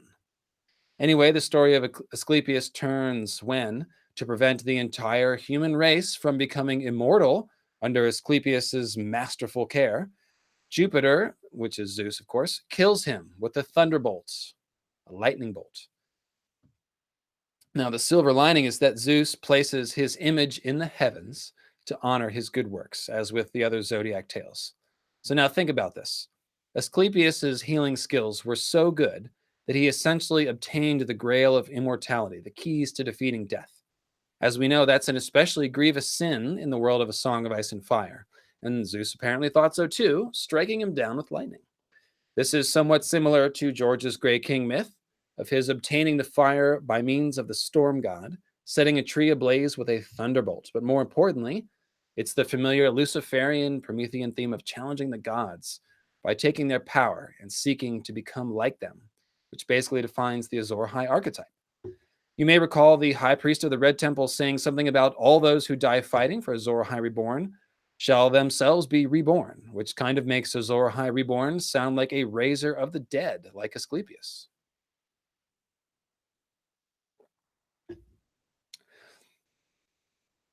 Now, in Greek lore, the serpent was a sacred animal associated with wisdom, healing, and resurrection. And so the figure of a man successfully controlling and containing the serpent would indeed represent a kind of mastery over those things. Again, we are reminded of Azor Ahai possessing the fire of the gods in the form of Lightbringer, a sword which is symbolic of dragons and comets, of course. Now, interestingly, the notion of Ophiuchus as a tamer of snakes was found outside the Western world too. In medieval Islamic astronomy, Azofi's Uranometry from the 10th century, the constellation was known as Al-Hawa, the snake charmer. So as you can see, and as I mentioned at the beginning, a lot of the concepts of the zodiac constellations seem to carry across cultural lines. Now let's think about John the Oak and the Oakhearts who descend from him. So John is half giant, and he's called the Oak, which makes him sound like a tree person, and obviously reminds us of a weirwood tree, especially since Oakheart also implies a tree with a heart, like a heart tree. Now, since John the Oak is both a tree and a man, think for a moment about Ophiuchus as a tree with a snake wrapped around it instead of a man with a snake wrapped around it. And that basically gives us the rod of Asclepius, a snake wrapped around a staff. We're going to start bringing Ari's Oakheart into the mix here as well. And if you'll forgive my juvenile humor, Ari's has a snake wrapped around him too, meaning Arion Martel, who absolutely plays Ari's like a fiddle, using his infatuation to manipulate him into committing treason and eventually suicide by Ario Hota. Now take a look at Arion when Ares goes to meet her in secret in the Soiled Night chapter of A Feast for Crows. He saw patterned Myrish carpets underneath his sandals, a tapestry upon one wall, a bed. "My lady," he called, "where are you?" "Here." She stepped out from the shadow behind the door. An ornate snake coiled around her right forearm, its copper and gold scales glimmering when she moved. It was all she wore. And there's so during their lovemaking, Arion is basically put in the snake role, as it says, when she wrapped her legs around him, they felt as strong as steel. She's very like the metal snake that she's wearing, in other words. And then in another scene, I found just the other day, didn't have time to get it in the script, but Ariane is wearing snakeskin sandals that lace up to the knee. So that implies her legs as snakes as well, wrapping around Sir Ares. Now, she also rakes his back during their love play, so drawing blood, kind of like a snake biting him, in other words. So Ares, and I think we all know Ariane is a biter. In any case, Ares is a poor Ophiuchus, or Ophiuchus. He's losing this wrestling match, as we can see. And finally, Ariane offers to share Sir Ares with one of her sand snake cousins, which may be nothing, but it may be intended to complete the snakes wrapping around Sir Ares theme. The snake and tree motif is important to pick up on for a couple of reasons. It suggests the Garden of Eden, which has all the same themes about immortality and man seeking to become like a god, as a wise serpent. And of course, there's a big influence on the overarching Azor Ahai myth, as I've talked about extensively. It also has the elements of the sea dragon meteor setting the tree on fire, if we think about the snake as the meteor, wrapping around the tree and merging with it. The meteor setting the tree on fire is, of course, primarily a metaphor for Azor Ahai, the dragon entering the weirwood net. And although I'd say the weirwood tree is more wrapped around Bloodraven than the other way around, anytime you talk about snakes and trees together, we also have to mention Yggdrasil with its Nidhogg serpent beneath it, and Bloodraven the dragon sitting among the white serpent weirwood roots. And actually, since the weirwood roots are serpents, you do get serpents wrapping around a person, just like Ophiuchus. Very cool. There might even be subtle sea symbolism as well, because it's mirrorish carpets on the floor. Mir being like myrrh, so sea on the floor thing. Oh, right. Oh, in the Ares scene. Yeah, totally. Yeah. And there's more going on in that Ares scene too. I think he looks at realizes how engrossed he is, and he's like, oh, there could have been a dragon peering in the window and I wouldn't have noticed, or something like that. So that whole chapter is really great, and there's a lot of symbolism that I'm not that I didn't include in here because this thing is already really long, as you can see. But yeah, thanks, Emma. There's always more. That's cool though. Mirror Swamp. Oh boy, we've got Mirror Swamp jokes. Oh boy. Okay, 2 fingers deep, Joe. Terrible. I know. 2 myth heads. I can always count on you. Hey, whatever you got to do to stay awake. So I mentioned that the statue of Apollo at the Oracle of Delphi, which has Apollo, or at least yes, okay. So the statue of Apollo at the Oracle of Delphi has Apollo wrestling a snake. So the snake wrapping and wrestling stuff can also work as a call out to Apollo, the sun god. And oddly enough, even though you wouldn't think of Ares Oakheart as an Apollo figure, Ares is very similar to Ares, which is a dragon name. And Ares, oaks are the tree of the summer king. So that's a summer association. And then if we go back to that quote where Ares thinks of the tapestries at Old Oak, depicting the death of Dornishmen and whatnot, there's a line that I didn't include that makes Ares an honorary sun god, like the form of Apollo who is merged with Helios. And drifted down to brush lightly over the hilt on the long sword that hung half hidden among the folds of his layered linen robes, the outer with its turquoise stripes and rows of golden suns, the lighter orange one beneath. The Dornish garb was comfortable, but his father would have been aghast had he lived to see his son so dressed. Not only is Ares wearing suns on his clothing, George slyly mentions his father so that he can refer to Ares as his father's son, reinforcing Ares as an Apollo Helios sun figure. Now, I don't want to break down the entire death scene at the boat on the Green Blood with Arya Hota and Marcella and Ariane and Darkstar and all that, but I will tell you that Ares is actually not playing the role of an other here, despite his Kingsguard status. I hate to throw you such a curveball, but Azor Ahai's Lightbringer was white hot and smoking before he stabbed Nissa Nissa with it. And that's exactly the role that Ares Oakheart is playing leading up to his death, as he's led through the hot desert sands of Dorne, being sunburned and reddened all the way, with Ariane wondering if he'll cook in his armor. So he's like a white sword in the fiery forge of the desert, heating up all the way to the point when we get the Lightbringer symbolism at his death. And of course, when he has sex with Ariane, a snaky Nissa Nissa figure who is described as being hot to the touch, Ares can be imagined as a white sword stabbing Nissa Nissa, if you will. His sword will also be shining silver in his death scene. And I'm talking about his sword there, not his penis. So speaking of his death scene, we find a different moon maiden is wounded. We look around and we find that a different moon maiden is wounded across the face, Marcella, by a dastardly dragon lord looking dude, Darkstar. Oh man, Mallory left before the Darkstar quote. Oh, too bad. Oh no. That's all right. So Ares himself dies a sort of sacrificial, foolish Azor Ahai death, very akin to Dantos or Viserys. The key line comes when his head is cut off. The White Knight raised his blade too slowly. Hotar's long axe took... Try that one again. The White Knight raised his blade too slowly.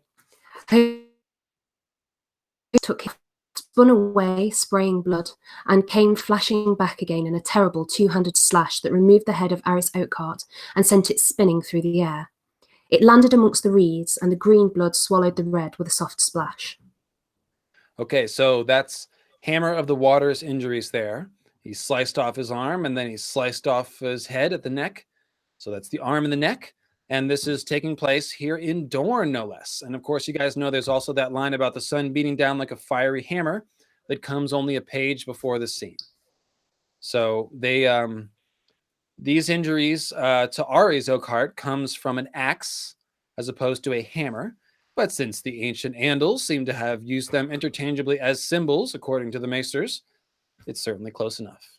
Of course, we notice that the green blood swallowing the red, well, that's pretty interesting. That's the kind of highlight, that's kind of the highlight in the clincher for identifying Ares as playing the Azor Ahai role here. He's losing his life to enter the Weirwood, the green blood, the green sea. And this is immediately following a Nissa Nissa Moon Maiden event, Marcella's wounding, and a sharp set of Hammer of the Water's injuries. This might make him a green zombie candidate, with the green blood river that drinks his blood standing in for the pool beneath the Winterfell heart tree that drinks the blood of the victims sacrificed to it. And that makes a lot of sense, of course, because the very concept of the green sea represents the Weirwood net. So here we have the green sea swallowing Ares Oakheart's head and his blood. I think that's pretty straightforward. One thing about this scene is that I never understood exactly what it was doing until I had the green sea metaphor. And there was, because I was like, oh, well, he's an other, but he's doing Azor Ahai things, and I just didn't have it. So that's one of those ones that I've been saving until I understood it, and the green sea sort of unlocked it for me. Were you going to say something, Emma? Yeah, so green blood is actually, that's how Davos describes the wildfire leaking out of the Hulk on the Battle of the Blackwater. So you've got an additional wildfire reference there. And the green blood is called murky green, which is the exact colour that Tyrion describes wildfire as well. So there's additional sort of wildfire linking back to the sort of Werewood Compendium 6 episode that you did. Beautiful. And I saw somebody in the chat asking the normal question of, well, how much of this do you think is intentional? And that just goes to show I already compared Ares' death to Aerion Brightflame and our other characters who drink the fire of the gods foolishly and die. And then here Emma uncovers yet another link that ties his death to wildfire and thus to Aerion Brightflame. So that's how I would answer it to the person who asked that question, and to everybody answers it, is that like when a theory is something that you're hallucinating, whether it's literary analysis or real life or anywhere, if you're hallucinating a theory and making connections that shouldn't really exist, then eventually it falls apart under further scrutiny. But if you've stumbled upon something which has some truth to it, more scrutiny should strengthen the theory. And that's usually the rule of thumb that I use to sort out the wheat from the chaff, if you will. And I frequently reject ideas that I have at first that just don't hold together or don't bear out. And then, you know, I put them aside. So that's how that works. All right, so now the boat that Ario Hota is standing on is itself an amazing Weirwood symbol. It's a wooden boat that navigates the green blood So that makes us think of the weirwood boat of the Grey King and the idea of sailing the weirwood net as the Green Sea. Check out the quotes about the boat. So first we find it hidden beneath the drooping branches of a great green willow. So it's hiding under a green tree in the Green River. And then the boat itself is described. This one was done in shades of green, with a curved wooden tiller shaped like a mermaid, and fish faces peering through her rails. Poles and ropes and jars of olive oil cluttered her decks, and iron lanterns swung fore and aft. It's a green mermaid boat with iron, oil, and fire on board. It's basically a jumble of fire, moon, and sea dragon symbols. Ario calls, and this is sort of complemented by Ario's axe, which he calls his ash and iron wife, because it has a pole of ash wood. And as we've discussed in the Weirwood Goddess series, this is a symbol of the ash tree, and thus Yggdrasil, and thus the Weirwoods and the Weirwood Goddess. So he's got an ash wife. That's a Weirwood wife. And again, Ario creepily calls the ash and iron axe his wife. So it's definitely a feminine tree kind of thing. Now, Ario on the green mermaid boat, dispensing justice to Azor Ahai, is essentially a Nissa Nissa revenge scene. This is Nissa Nissa sort of reaching out from the green blood to from the Weirwood net to kill Azor Ahai. And that sacrifice of Azor Ahai is what allows him to go in the Weirwood net. So there you go.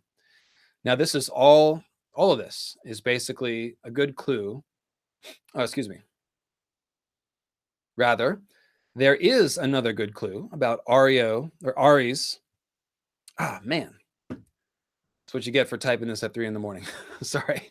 So there's another clue about Aries Oakheart trying to fly like a green seer as he enters the green blood, because as he charges the boat, his horse is feathered with crossbow bolts, making it a winged horse. Yes, just like Danny's winged horse and John's winged horse reference. It also seems symbolically appropriate that Aries Oakheart was cut down by an axe, since his sigil is 3 oak leaves on gold, and he has a spreading oak tree worked upon the breast of his tunic in shining gold thread. These, plus the John the Oak reference, makes Aries an honorary oak tree who was cut down by an axe. Chop, chop. I'm a lumberjack and I'm okay. All right, to finish up with John the Oak and the Oakhearts, let's talk about their Night's Watch symbolism. It's a bit cryptic, as we don't have any Oakhearts in the watch, or anyone named John in the watch. Oh, wait. We do have a John, I suppose. But remembering that John the Oak was said to have been fathered on a giantess, check out this scene. But the gate was a crooked tunnel through the ice, smaller than any castle gate in the 7 kingdoms, so narrow that rangers must lead their garrons through single file. 3 iron grates closed the inner passage, each locked and chained and protected by a murder hole. The outer door was old oak, 9 inches thick and studded with iron, not easy to break through. But Mance has mammoths, he reminded himself, and giants as well. So Old Oak. Old Oak is the place where the Oakhearts are from. And this gate is being pitted against giants, like John the Oak. It's like the giants coming to Old Oak and playing Come Into My Castle, which is an obvious euphemism for sex, as is smashing my portcullis. And look, it's a guy named John inspecting the Old Oak, like John the Oak, who established Old Oak. Here's the Oak Gate after the fight. The last 20 feet of the tunnel was where they'd fought and died. The outer door of the studded oak had been hacked and broken and finally torn off its hinges, and one of the giants had crawled in through the splinters. The lantern bathed the grisly scene in a sullen reddish light. Pip turned aside to retch, and John found himself envying Maester Aemon his blindness. Kind of reminds me of the horrific deeds of the Wills being remembered at Old Oak. Here, the grisly scene at the Oak Gate is so horrific that Pip has to retch, and John wishes he was blind. Unspeakable acts. The giant has come to Old Oak, so to speak.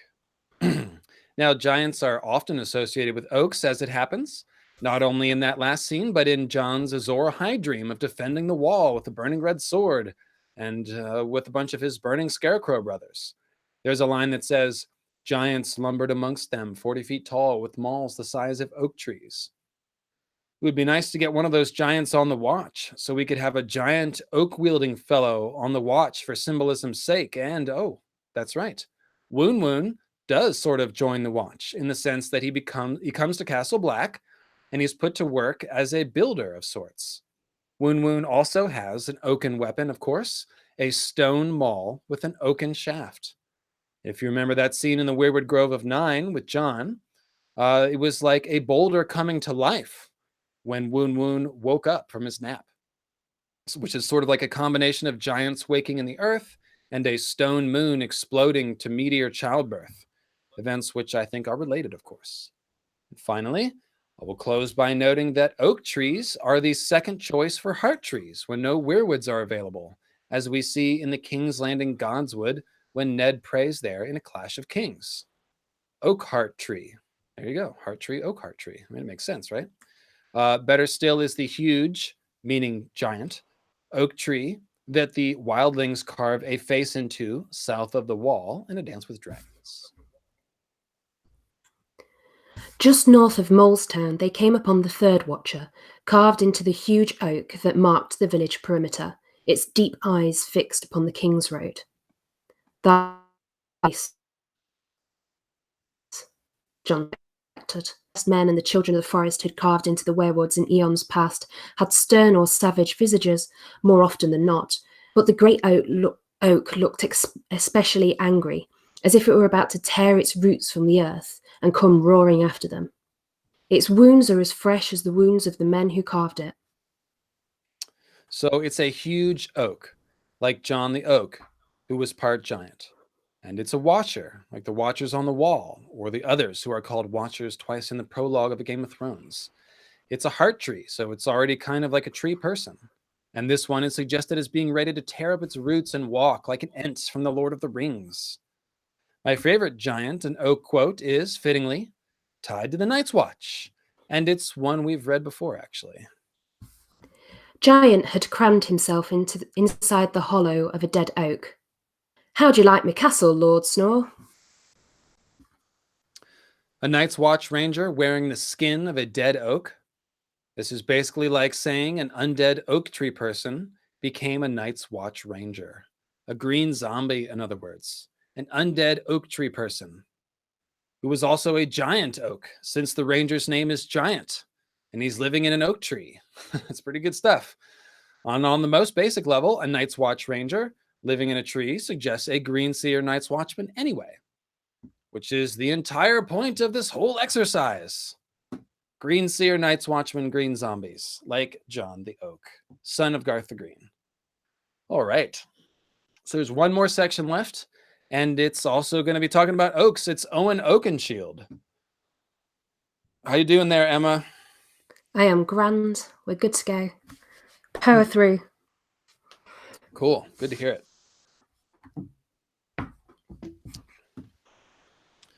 I may go and get myself a glass of water, though, first, if that's okay. Do it. I'm going to read the patron names.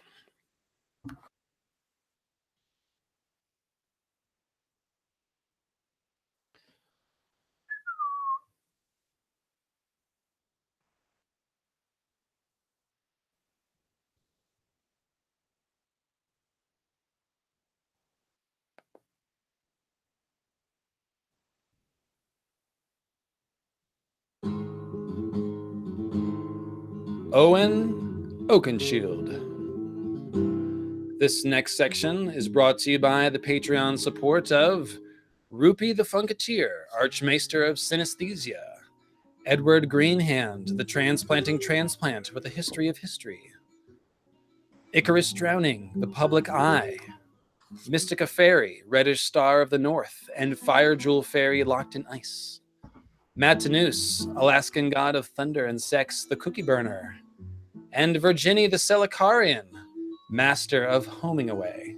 Hey, Virginie. Also a valued member of the Twitteros, who I was just chatting with the other day. You guys on the Twitteros know Virginie? She's good, folks.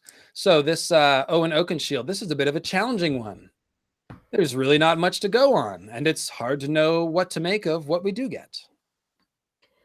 Owen Oakenshield, who conquered the Shield Islands, driving the Selkies and Merlings back into the sea.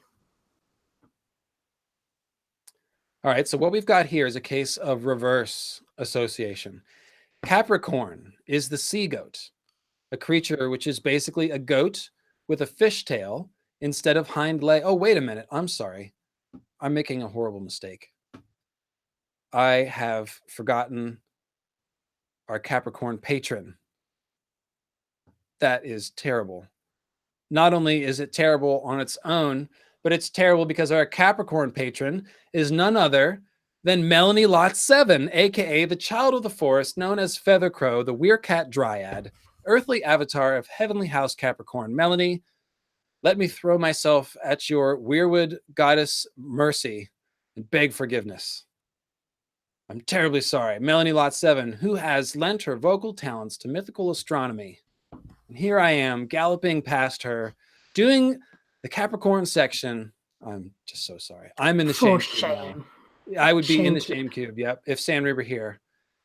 Yeah, That's where I would I'll throw you in on Samri's behalf. I'm just throwing you in the shame cube. But of course, we do honor Melanie Lot 7, and her YouTube channel is named Melanie Lot 7. She has the excellent Silenced Women video, so go and check that out. Mods, links, please. Somebody drop a link in there. And of course, we do dedicate this section to her, the earthly avatar of Heavenly House Capricorn. Capricorn is a fun one, and it's way under the sea, so the patch face hat is perfect. So again, reverse association. Capricorn is known as something called the sea goat, and that's a creature which is basically a goat with a fishtail instead of hind legs. And some legends associate it with a man who can transform into a sea goat. That is rather Merling-like, and Owen Oakenshield is the only child of Garth with fish people involved in their legends, so I think it's a good match. A closer look at a few of the myths associated with Capricorn make the links more apparent. One legend, sometimes identified with Capricorn, is the tale of the goat-horned god Pan, giving himself a fish's tail so that he might escape the monster known as Typhon. That's pretty on the nose, as it casts Capricorn as a horned green man figure, Pan, who escapes into the sea and becomes a fish person. That's tailor-made for the Under the Sea Green Sea wordplay of George Martin and Ravenous Reader, which we explained in the Weirwood Compendium 6, The Devil in the Deep Green Sea. The horned god transformed himself to enter the Green Sea. I mean, the story barely needs any alteration. It overlays with the story of Garth becoming trapped in the weir perfectly. Doesn't it, Emma? That was yes. I was okay. completely muted. I was I'm hoping having to so. tabs, and I wasn't just ignoring you. I'm not a horrible person. We know you're not a horrible person, but yeah, it's pretty good little trivia there. It's one of those ones where I looked at it at first and was like, "What the fuck?" And then you looked at it like, "Oh, it's the sea goat." Oh, okay, I get it. Anyways, another Capricorn-related myth is that of Amalthea, the goat that suckled baby Zeus. After his mother Rhea saved him from his father Kronos, he wanted to eat Zeus as a tasty snack. Best of all, the goat's broken horn was transformed into the cornucopia, aka the horn of plenty. And between that and Amalthea suckling the baby Zeus, we can see the fertility and bounty of nature associations with the horned god creature mythology making an appearance. The other tale about the nurturing of baby Zeus was that of the Melii, of course. And if you recall from the Weirwood Goddess series, the Melii are ash tree nymphs that seem to have influenced Martin's idea of the children of the forest quite heavily, as well as the wildling spearwives, who are spear maidens that defend the sacred ash tree, which is the Weirwood, in A Song of Ice and Fire. The most common sea goat myth is that of Pricus, the god of sea goats. I think it's Pricus, or is it Priscus? Pricus, right? Correct me, know-it-alls in the chat. Anyways, the most common sea goat myth is that of Pricus, the god of sea goats. He's apparently always been a sea goat and will always be a sea goat, as he's immortal. There's no transformation needed. Pricus is the son of Kronos, and like his father, he had power over time. This comes in handy because he has a bunch of little sea goat children who tend to unfortunately walk onto the land, lose their tails, and eventually forget how to talk. And Prickis turns back time to try to prevent this. The sea goats, it seems, are wise and kind, but they just keep walking ashore and turning into regular goats who can't talk. Prickis's efforts at turning back the clock results are in vain, however, because the little sea goats just keep doing the same damn thing every time. Prickis eventually begs Cronus to take away his immortality and just let him die because he can't bear to be the only sea goat. How sad is that? But Prickis can't die, he's immortal. And so Cronus instead places him in the sky as the constellation Capricorn so that he can watch over his goat children forever, even the ones high in the mountains. So he can see them. He can see them because he's up in space. And thank you. I'm appreciating the horny goats in the chat. Thanks, guys. The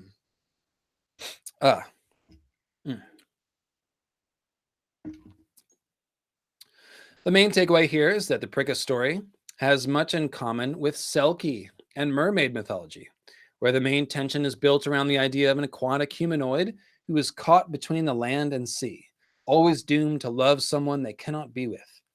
The most mermaid myths are romantic in nature, while Prickis loves his little sea goat children that keep wandering away, but it's still a very similar theme. Thus, I think it's safe to associate the Merlings and Selkies of Owen Oakenshield story with Capricorn, the sea goat. We might imagine Owen Oakenshield, the son of a horned fellow, driving off Prickis's little sea goat Merling children.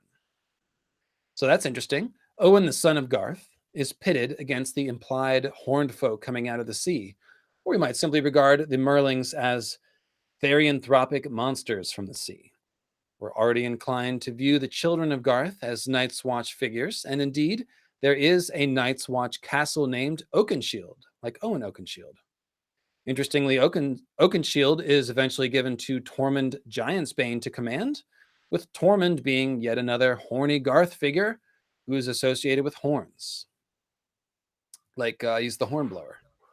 So when Jon is defending the wall against the wildling attacks in a storm of swords and using the far eye to spy on the camp, we get a cool line about Tormund, the future lord of Oakenshield, and check out what he's eating.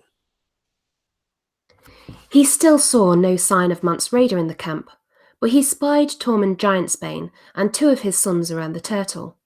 The sons were struggling with the mammoth hide while Tormund gnawed on the roast leg of a goat and bellowed orders. Not only is Tormund, the future lord of Oakenshield, gnawing on a goat, symbolizing Owen Oakenshield's war against the Merlings, which stand in for the sea goats of Greek myth, there's an implication of Tormund and his sons being underwater here as they eat goat, because they're wrestling with a turtle. This idea continues when Jon speaks of Tormund again in A Dance with Dragons to Bowen Marsh. Bowen begins this quote commenting on the likelihood the wildling survivors from the battle climbing the wall. Unlikely, said Bowen Marsh. These are not raiders out to steal a wife and some plunder. Tormund will have old women with him, children, herds of sheep and goats, even mammoths. He needs a gate, and only 3 of those remain. And if he should send climbers up, well, defending against climbers is as simple as spearing fish in a kettle. Fish never climb out of the kettle and shove a spear through your belly. Jon had climbed the wall himself. Okay, so now the wildlings climb the wall are compared to fish climbing out of a kettle, reminiscent of the Merlings and Selkies coming out of the sea to battle Owen Oakenshield. Again, we see Tormund paired with goats. Tormund has herds of goats and people who will be like fish when they climb the wall. Sea goat ahoy! Now, more importantly, we've already tuned into the idea that the wall symbolizes the surface of the icy lake which imprisons the others, an imitation of Dante's frozen lake, which traps the beast form of Lucifer in the 9th circle of hell. Thus, anyone climbing out of the lake side of the wall, like the others when they finally invade, would be akin to Lucifer when he eventually breaks free of the icy lake in time for Armageddon, as is tradition. Now that we know about the under-the-sea symbolism, we can see a new layer to the others and all their icy lake, frozen pond symbolism. You'll recall that their voices are like the cracking of ice on a winter lake, for example. The notion of the others coming out of a frozen lake or climbing the wall with their ice spiders like fish climbing out of a kettle implies them as coming from the green sea, coming out of the weirwood net, which is exactly what we already think about them. They're the white walkers of the wood, who emerge from the dark of the wood, whom George describes as being like icy versions of the ice she, who are sort of like elves from Irish folklore. Icy elves, you say? Frozen spirits that walk the wood? There are many other clues about this, which we'll need to fully explore, but I think you can already see that Merlings and Squishers, monstrous white fish people who come out of the sea to steal babies, function very well as analogs to the others, the white shadows who come out of the woods in the green sea to steal babies. So now think about the Owen Oakenshield myth again. Here's a son of Garth who shares a name with a Night's Watch castle, warring against monsters from the sea who might represent the others. Now this myth is starting to make some sense, right? Finally. Check out that John scene at the Fist of the First Men when he compared the haunted forest to a sea. When the wind blew, he could hear the creak and groan of branches older than he was. 1,000 leaves fluttered, and for a moment the forest seemed a deep green sea, storm-tossed and heaving, eternal and unknowable. Ghost was not like to be alone down there, he thought. Anything could be moving under that sea, creeping toward the ring fort through the dark of the wood, concealed beneath those trees. Anything. How would they ever know? He stood there for a long time, until the sun vanished behind the saw-toothed mountains and darkness began to creep through the forest.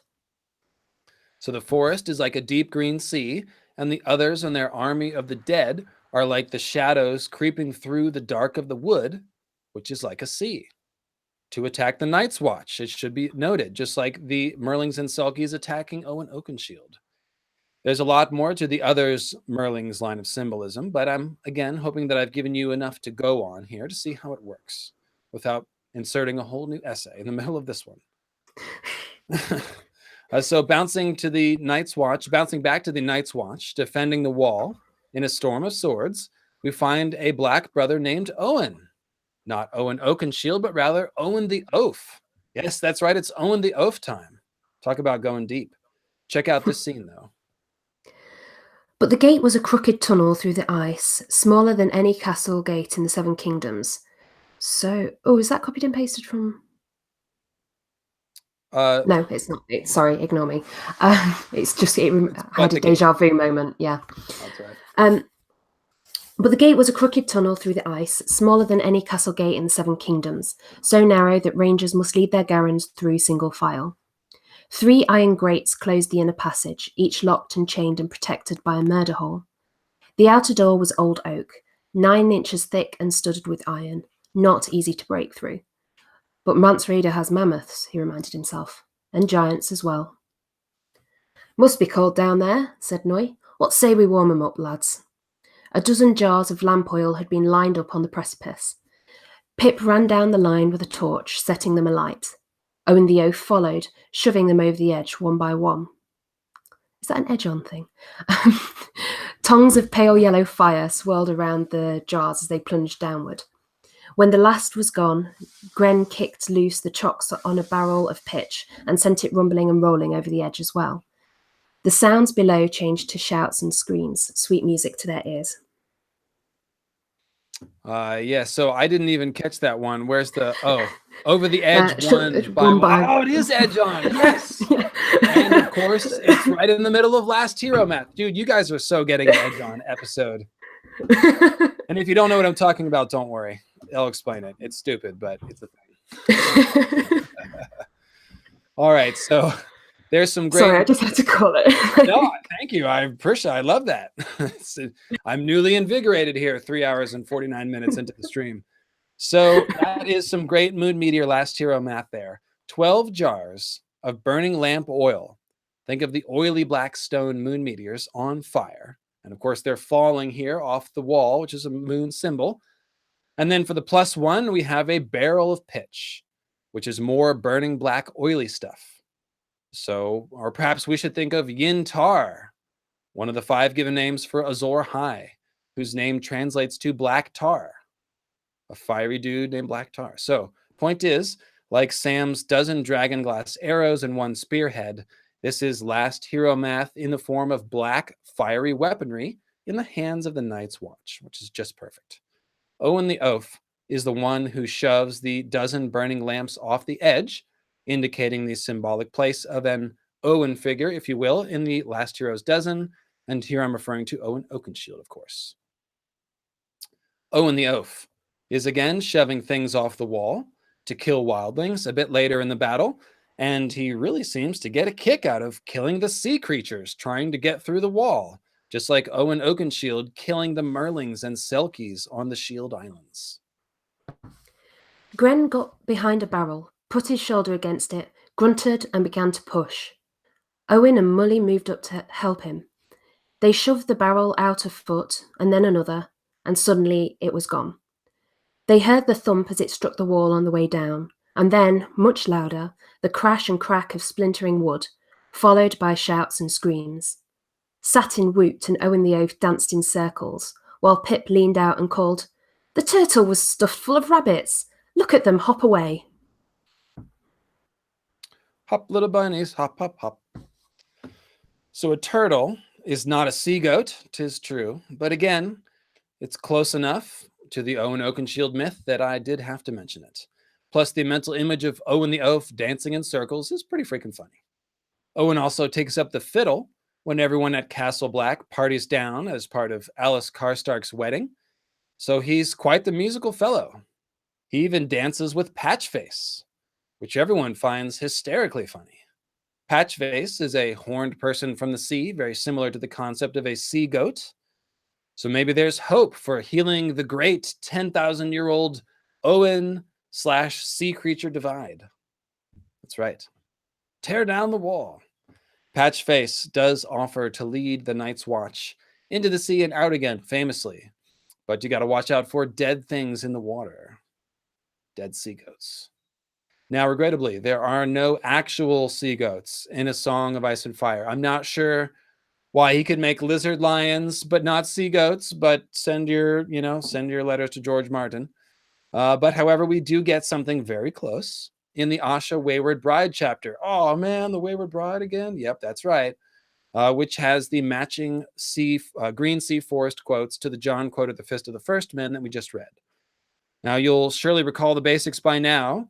Asha can't see the sea because of the forest, which she compares to the sea and calls an ocean of leaves. She can't leave because of the ocean. Sorry. So she compares the sighing of the leaves to the forest. She calls, which are also called whisperings. She compares those to the waves of the sea, thinking that they sound the same, or that this. No, man, it's hard to read these green sea sentences. They're the worst. So she compares the sighing of the leaves of the forest, which are also called whisperings, to the waves of the sea, thinking that the sound they made were softer than the sea. Then we have the quote where Stannis' allies in the mountain clans of the north cloak themselves in leaves and branches and sneak through the ocean-like forest like naughty little sea goats. And here's the payoff paragraph. Asha saw only trees and shadows, the moonlit hills and the snowy peaks beyond. Then she realized that the trees were creeping closer. "Oh ho," she laughed. "These mountain goats have cloaked themselves in pine boughs." The woods were on the move, creeping toward the castle like a slow green tide. She thought back to a tale she had heard as a child about the children of the forest and their battles with the first men, when the greenseers turned the trees to warriors.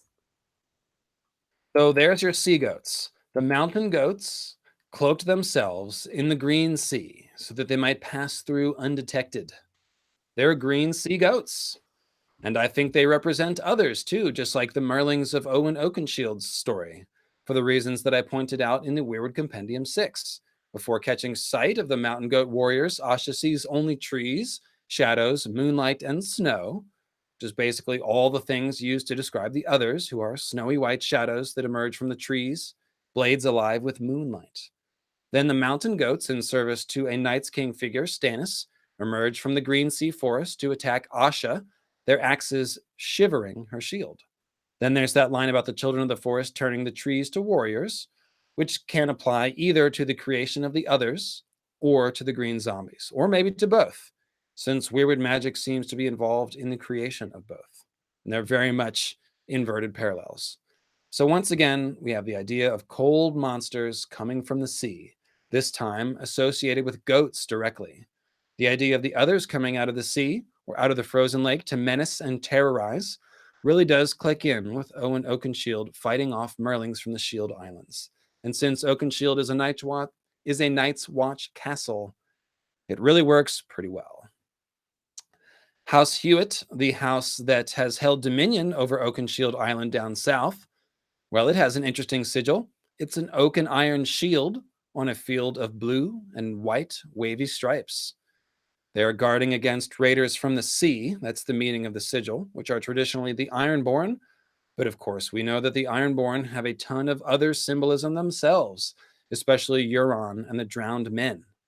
The blue and white coloring represents the ocean in the sigil, but also matches the colors of the others, who are the real monsters from the sea, S-E-E-C.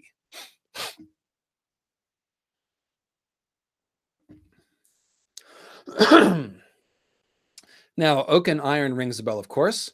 That would be Dunk's mantra. Oak and iron, guard me well, or else I'm dead and doomed to hell. Some have observed that oak and iron seem to have a symbolic role of guarding against evil in A Song of Ice and Fire, building on this mantra and other appearances of iron and oak. And this takes on new meaning when you think about oak and iron shields defending against the others, who come from a frozen hell, surely.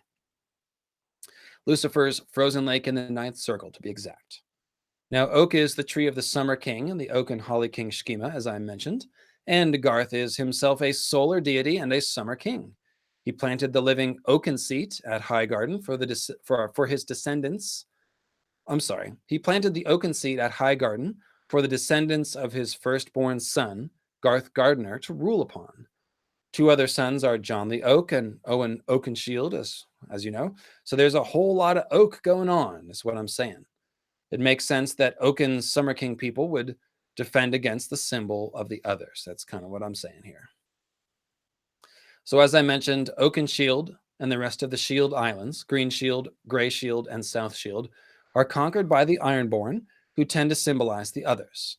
Lord Hewitt and his family suffer badly at Euron's hand, and Euron gives Oakenshield to Newt the Barber.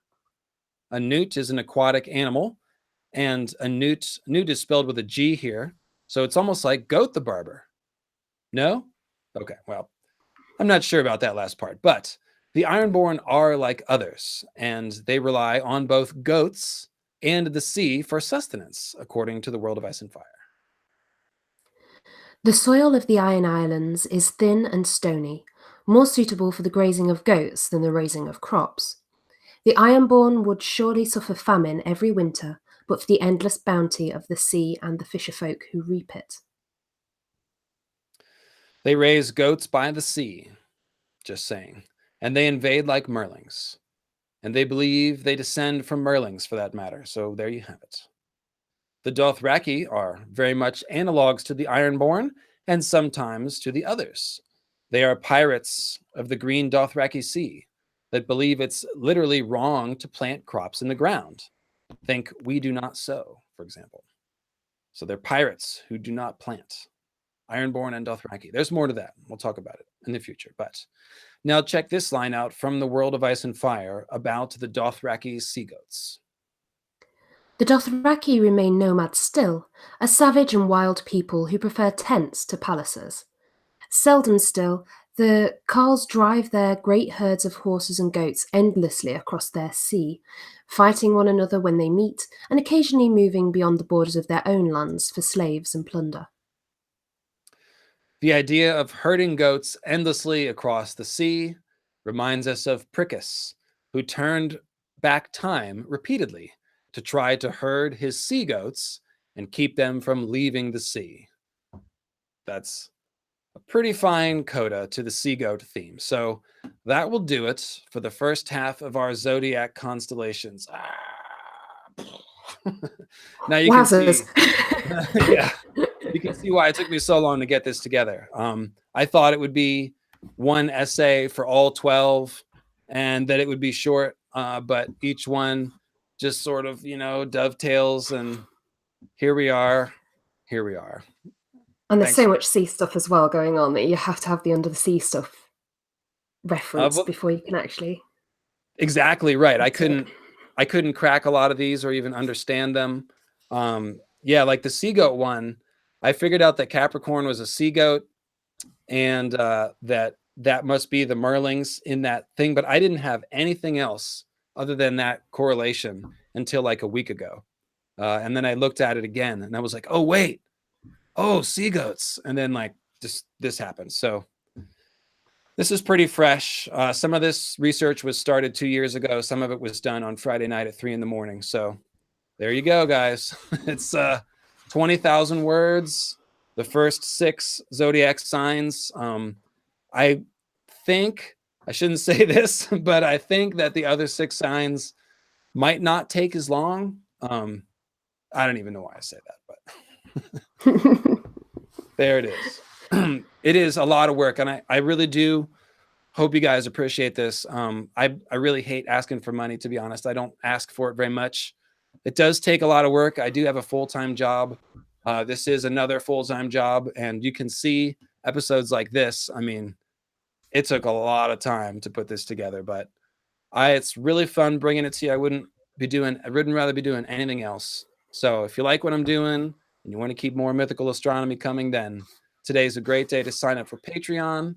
And if you're rolling like that, grab yourself a zodiac sign. But even if you can only put in $1, that's appreciated too. So thanks to all the Patreons that have been with me. I counted up the other day. I've got like 17 or 18 that have been with me over 2 years, which is just amazing. So you guys blow me away. I do it all for you. You know, what can I say? Thank you. That's me giving a little round of applause. Just thanks, Emma. Thanks. Kimberly G, birthday girl, did you have a question? I hate to ask, but yeah. So next week is going to be a Between Two Weirwoods. That's going to be Religion Part 2 with Sanrixian and Jeff Brinabeefish and Gretchen Ellis, Baal the Bard. Or if you're Goat Boy, Baal the Bard. So that'll be on the Between Two Weirwoods YouTube channel. Make sure you're subscribed to that. It's not this channel. It's a different channel. It's called Between Two Weirwoods with a, let me see if I can do it backwards. A number 2. Yeah, there we go. So I will now take your aplomb and whatever you got for me for a few minutes before we sign off. So Emma, thoughts? Yeah. Amazing as always. Like the research you do is really incredible. So I am honoured and privileged to be a part of it. The quote reading side of things, and yeah, I suppose I probably ought to plug myself as well at some point. So it's redmiceatplay.weirwood. Christ, it's midnight. It's midnight. I'm blaming it that. redmiceatplay.wordpress.com, and that's where all my essays are currently. And I'm hoping to have a YouTube channel together soon, but I don't have one yet.